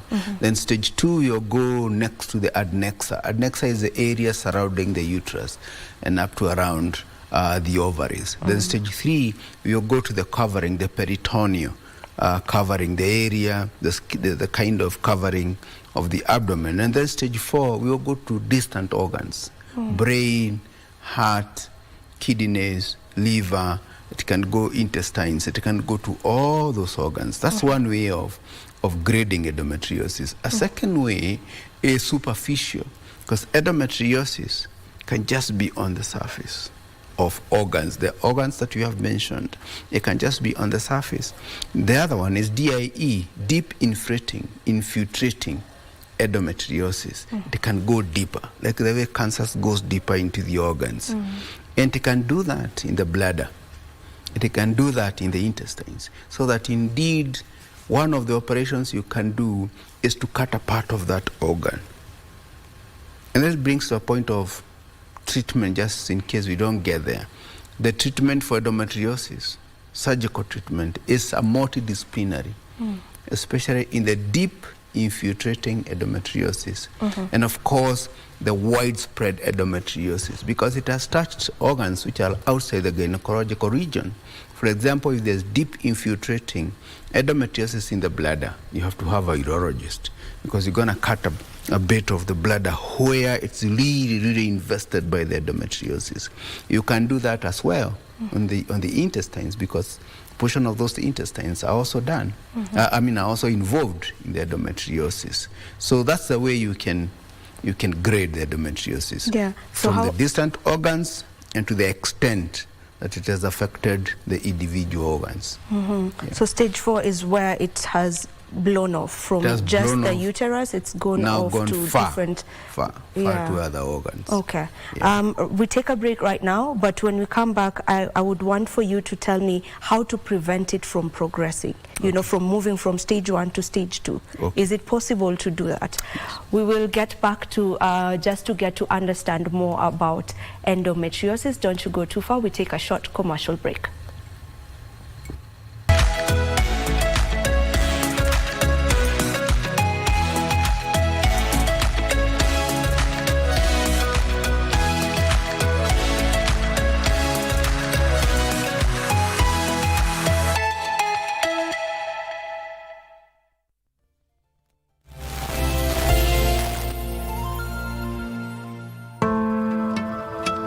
Are you a holder of unclaimed financial assets? All holders are notified to report and surrender unclaimed financial assets to the Unclaimed Financial Assets Authority, UFAA, on or before November 1st, 2024.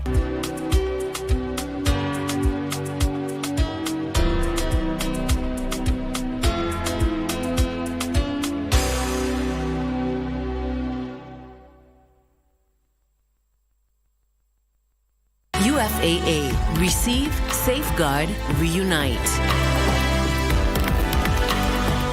Are you a talented artist? Or are you passionate about a topic you want to discuss? But money can be very hard to find for an upcoming artist. Don't worry, Studio Mashinani has got your back. Sign up on ajira.co.ke to book a session with our music and video producers across the country. Work on your music, jingles, spoken words, and even podcasts to realize your dream. All for free. Studio Mashinani, Radani Talent. On KBC Channel 1, we are a TV station like no other. Get a taste of the best in entertainment. Yes, indeed. Feel the passion. Will you promise me? I swear that you will never lose me. I can't get married to you. I'm sure you knew about it. That's why you're making fun of me. Experience the drama. Get out. Who's the man in this one? And the laughter. Hii wigi umevaa kichwani. Sisi wakati tulikuwa tunapishwa tunapewa mheshimiwa.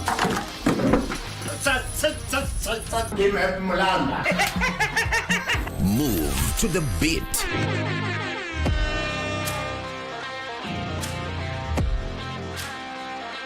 We are live from Broadcasting House. And get informed on the latest happenings.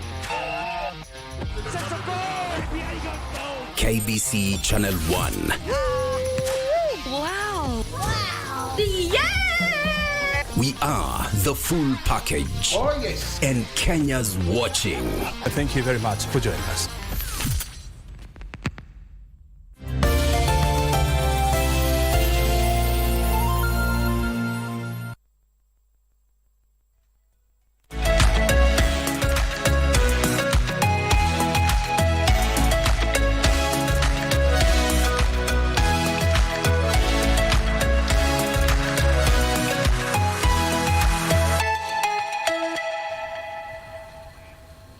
And we are back. In case you're just joining us, our topic of conversation is endometriosis, and I have Dr. Wachira Murage with me. Before we took that break, the doctor has just explained the different stages that endometriosis goes through, the stage 1 to stage 4. And I was just asking you, Doc, is there a way to get to prevent it from progressing from a stage to the other? Yes, indeed, early intervention. Early diagnosis, intervention in terms of treatment, really helps to prevent the progression of disease. Because if you get it at stage 1, then you use the medications available, because in terms of treatment is multidisciplinary. There is medical, there is surgical also. There's also laser, which is really coming up. So early detection, diagnosis, and intervention is the cornerstone to prevent progression. But what happens locally? The diagnosis is made very late. Yeah, and that also leads to a question I had on the same. Are we well equipped to tackle endometriosis? Do we even have enough medical personnel who are, trained on that? Because most times from the stories we get to hear, many a times it's late diagnosis. So it gets to be discovered when it's in the last stage, or when it has really progressed. So how do we go about that? What needs to be done? Do we really have the proper equipment for it? Indeed, we have shortages in terms of personnel, we have shortages in terms of equipment, and that's now limits the responsiveness, to the diagnosis and management of endometriosis. You realize that the patients will be taken through a roller coaster of or maybe treatment for PID, treatment of pelvic conditions, adhesions, and all those things before it is discovered. That's endometriosis. So what we need as health professionals is high index of suspicion. The number 2 thing that we need is to create a good referral system. All right? This lady has been having pelvic infection. Pelvic pain, chronic pelvic pain. We have treated for infection. We have treated for urinary tract infection. But years on end, every month they're having of pain.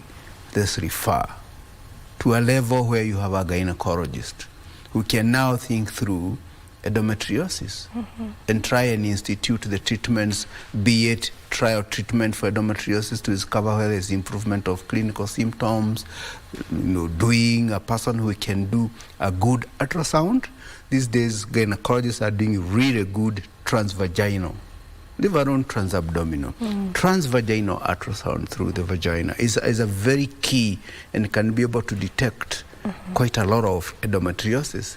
And therefore, decide, do we start with medical treatment or do we go then for laparoscopy? And therefore, again, now we need a center that has trained personnel and good laparoscopic, machinery that can now undertake a successful, laparoscopic, evaluation in terms of a diagnostic laparoscopy to be able to tell us where the endometriosis is and be able to help in the grading of endometriosis up to now excision of endometriosis. If it is the grade 3 and 4, the one we said is deep infiltrating, do we have a center that is equipped with laparoscopic gynecologists, laparoscopic surgeons who again now can undergo that extensive surgery?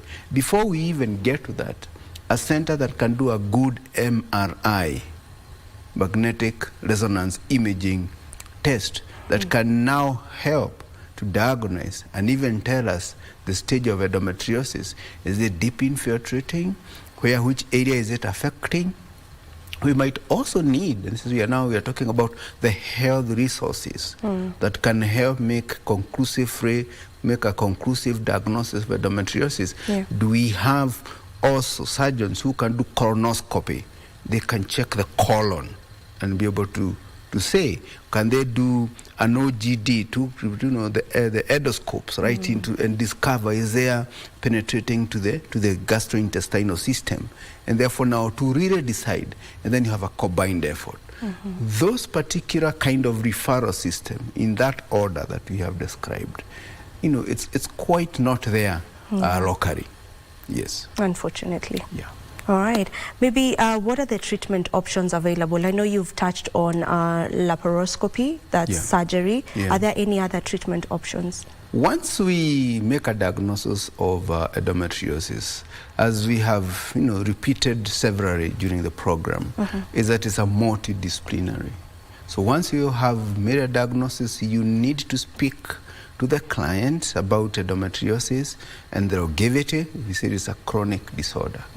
And then you take them through some of the complications of endometriosis. And then you bring in a clinical psychologist, because if there's endometriosis, there's the aspect of the pain. There's the aspect of even the family, the way it affects the family, the relationship, even with the spouse is very key. So you need to bring them. It might cause infertility. Yeah. So all those things, they need to be discussed so that the patient is aware of the global picture of the condition. Then, of course, once that one is done, then depending on the stage, then you can now start on medications. And there are several medications. Some hormonal modulation, we call them GnRH analogs, to swallow or injections. Yeah, and then of course they're bringing up now the slow-acting ones that you can put on the skin, and then it just goes into the system and goes to reduce. The thing here is, and how those medications work, is to try and block the effect of the ovarian hormones on those endometrial cells. All right, and that's why these patients, you always get menopause-like symptoms. The sweating. Vaginal dryness. They normally get that, and the hot flashes they also get. So those are medications. Other times we may want to postpone the periods, and therefore you can use the combined oral contraceptives. All right, because once you do that, they don't get periods, they do not get the pain to alleviate the pain. So there's the medical now treatment of endometriosis. And then of course now you can go to radiological. It's also coming up, where you would want to destroy some of those using laser to destroy some of those endometrial cells. And then of course there's the surgery, and most of the time it's laparoscopic. And this one is really good when there's a swelling. Remember endometriosis, that recurrent swelling, that recurrent forming of the endometrial blood that is not going away, is inflammatory, tends to coagulate at a point and make a mass. So we call them endometriomas, and it can be very, very painful. Surgery is very, very successful in those kind of scenarios where you have a mass and you need to remove that mass, and therefore now you can destroy the other remaining cells using the medication. Surgery is also nice for scar endometriosis, where you have a mass, and surgery, thirdly, is very important when you're talking about deep infiltrating endometriosis, where you can now bring in the other specialties. And the other specialties depending on the organ involved. If it is the chest, if it is the gut, if it is the urology area, where, the ureters and the bladder, then you can bring the other surgeons. Then after that, then now you can continue now using the medications to try and maintain. But the endometriosis is a very, very tricky condition. And just to mention, it is individualized. There are people who do so well on medication. They even melt those masses. There are others that you first use the medication, you melt, you clear, then you have other now discrete nodules that you must now go in for surgery. So it is individualized, and the response of treatment is from person to person. How do they take in the counseling? How do they react to the medication? How is surgery? How successful? And the staging, of course. So there are all those factors that you look into when you're trying to treat endometriosis. All right. Speaking from the capacity of someone who has no medical background whatsoever, that is myself, you mentioned that you can stop the periods. Isn't that like the easiest way to go about it? Because you just stop the periods. Yes, just like a lay person you have spoken. Yeah. But remember, you can't stop the periods for long. Forever, yeah. Remember, this is most of the time are young people. They want kids, remember how important periods are to a woman. So, you know, and then of course these are medications. Even if we're talking about the family planning pills, they also have their own, or they have another flip side. You know, you have to keep taking something. You can imagine taking something every day. So it should not be comfortable. Remember, they can also cause bloating, you know, blood pressure, weight gain, some chest pain, nausea. You know, some of them will cause low libido. So they are all those. So you can only postpone the periods for some time. Okay? The surgery, again, that we look at is to remove the uterus plus the ovaries, you know, as a last resort. Yeah, in fact, if you want to do away with the endometriosis, for good is to remove the ovaries. But remember, endometriosis is a condition of the, you know, the people who are in the reproductive age group. Okay, so you can imagine a girl of 25 years, you can't even think about that. Yeah, you have to give them time. Yeah? And remember, again, when you do that, you remove the ovaries, then you directly set them to menopause. Then you be ready to handle the other problems of menopause, including osteoporosis, again, which is also quite a debilitating condition if it strikes in a patient. So there's that kind of surgery, and those surgeries, you can do them as a last resort. As I said, the treatment for endometriosis is individualized. There are others that you can see, this life is unbearable, there's nothing you can do, they can't go to work, they can't eat, they are thoroughly depressed, and therefore then you can consider now some of those radical operations. Okay. All right, as we almost come to a conclusion of this, maybe what role does diet play in managing endometriosis? And maybe also for someone who already has this condition, what lifestyle changes should they also try and make in order to also manage the condition? Yes, lifestyle changes are very key. Things like smoking, we'd want people to do away with smoking. We want them to exercise, because when they exercise, the body is able to adapt better. The response to pain, you know, becomes better. Of course, remember we talked about obesity again. Their body, a healthy body resists these conditions, and therefore even in endometriosis, they resist better. So in terms of even diet, let them take a healthy diet because it helps. A healthy body, athletic body, you always resist these conditions better. And there's also an immunity side of it. And therefore, when there's a healthy diet, then it helps. Remember, there are also some elements in our food, you know, maybe be it pepper, be it many other sort of food elements that can provoke, you know, pain, and therefore we want them to, you know, to do away with those. But in terms of, you know, exercise, you know, in terms of balanced diet, it is good because it helps the body to resist even the endometriosis itself. All right. I'll allow you to give us your last remarks on this topic and maybe just get to encourage someone who lives with this condition. Yes. Thank you very much. I would want to say, yes, endometriosis, we have said, is a chronic disorder, a disorder that stays for lifelong, but we should not be depressed. We should not feel like we are outcasts. There is help for endometriosis, just like we have discussed in today's topic. You can get your baby, you can lead your healthy life, and you can do whatever you need to do in your life. Endometriosis is not a fundal condition. I know some time back we lost a patient, but just like any other condition, some things can happen at the worst, especially if you neglect endometriosis. Then you know things like those ones can happen. But there is hope in treatment endometriosis. Should you be treated for chronic pelvic pain over a long time, do not hesitate to ask your doctor, could it be endometriosis? Because there is help, you just need to go for it. Thank you very much. Thank you so much, Doctor. We always appreciate your presence on the show because we always get to learn so much. So thank you so much. All right, and this conversation brings us to the end of Good Morning Kenya today. Thank you so much to each and every one of you who has been tuned in from the moment we started the show to this bit of the program. My name is Vivian Dagwa. We meet again tomorrow, same time and place, God willing. Do enjoy the rest of your viewing. Goodbye.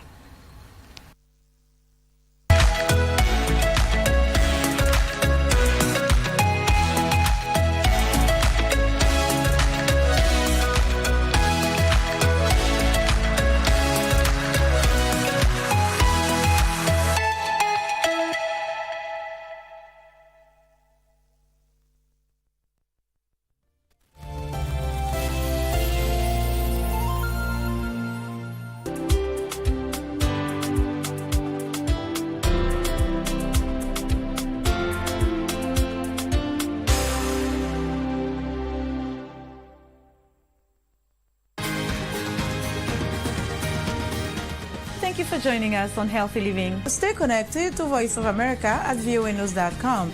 A look at your kidneys and how they impact your health.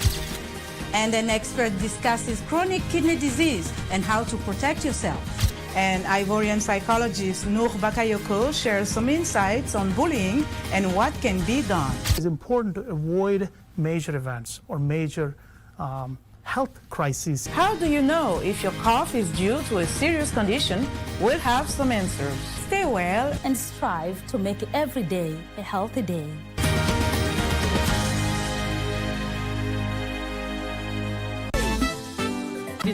Kwani unatumia mapua kusikia? Si nimetoka kukwambia hiyo saa hii tu. Are you sure you did not go extremely out of your way? I mean, you don't even look familiar. This is not your style. Julia, why do you look like you have swallowed a tablespoon of yeast? And why do you look like them can I keep my yeast? Are you hungry? You look hungry.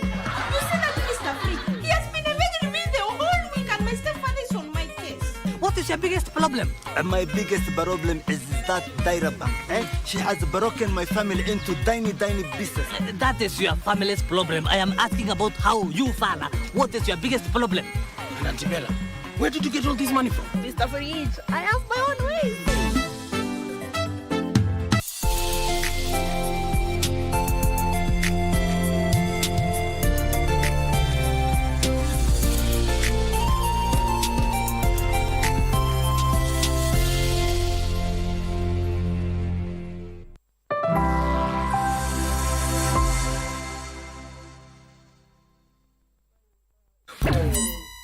Do you live in the countryside or in a city? More than half the world's population now lives in cities, and that number is only growing. City life often means crowded spaces, endless traffic jams, and bad infrastructure. And when people move to new cities, loneliness can be a huge problem. It can also be an issue for older people. Luckily, there are quite a few solutions floating around, and that's what we'll take a look at today on Shift. Whether it's Kinshasa, Tokyo or Dhaka, megacity populations are exploding. According to a UN report, Indian capital Delhi will hit 43 million in the next 10 years. And that's just one example. When cities grow, the needs of its inhabitants are rarely prioritised. So in order to better understand those needs, city planners in Estonia's capital Tallinn came up with a new idea: digital twins, creating virtual copies of new districts before they actually get built. And that's what we have here, a digital twin of Hundipea, a future district in Estonia's capital Tallinn. The virtual representation helps to test and improve living conditions in the new quarter before the building process starts. One of the benefits of having a digital twin in the planning stages is, for example, we can already simulate the microclimate and look how we change the cityscape to actually make it better for us people and for nature. Marcus Hell and his team created this digital twin with the help of data on the structure of the area, transport routes, the weather and vegetation. Next, they used the digital twin to map out the general design of the district and to find ideal spots for schools, shops and cafes. So digital twin firstly helps you place the density to different spots and play around with that, and understanding where the people are in that area. And this is actually the foundation. The digital twin can also simulate construction materials and energy demand. It helps the planners calculate how the cityscape, greenery and weather will affect the microclimate of the new district. I changed the street 20 degrees to the left. I put some trees on front of the waterfront, and now I changed the wind on top of it. Then suddenly I can see the heat islands and the cold islands changing. And this gives me, for example, this universal thermal comfort index, which measures which temperature are comfortable for people. Hell estimates that using the digital twin could reduce CO2 emissions by 80% over the first 5 years alone. The digital twin helps us to see how much materials we need, what is their footprint in general, and what happens if we change out those materials. Instead of having to rely on experience and opinions, digital twins fed with large amounts of data can find the best possible options from an environmental, social and economic perspective. This could also help promote using public transportation, walkways, bicycle lanes and recreational areas. Hell hopes that more digital twins will be developed using this software in accordance with each city's unique requirements. In 3 to 5 years, our plan is actually to make it more self-service, more universal, so it would actually apply to places that have a much different climate than Estonia has, like Mumbai in India, for example. So just take the tool, you put your plot in, and you can actually work with it yourself. Mumbai and Tallinn are clearly very different cities, but they do have one thing in common. Many people living there can often feel lonely. In India, there's an app for older people to combat this problem. It's supposed to help those who feel alone online and offline. Chandrakanta and Ramesh and Sunny live alone in a flat in Gurugram, satellite city of Delhi. Both their sons live abroad with their families. We do feel lonely. Our children want us to move abroad, but it's difficult getting visas. And honestly, we belong to a generation that loves our own Indian culture. No matter how many facilities are available in other countries, it cannot replace the comfort we feel here. Their children recommended the app-based service Amoa. The app helps the elderly access medical services, home healthcare, home maintenance services, and even a community to engage with over entertainment sessions. A caregiver called Amoa Daughter looks after the couple's needs and gives them company. For the Sanis, their caregiver is 25-year-old Mahima Sharma. The Amoa Daughter spends time with her assigned senior citizens and helps them sort out their medical documents by using the app. It lets you add a person's medical history, their doctors and insurance details.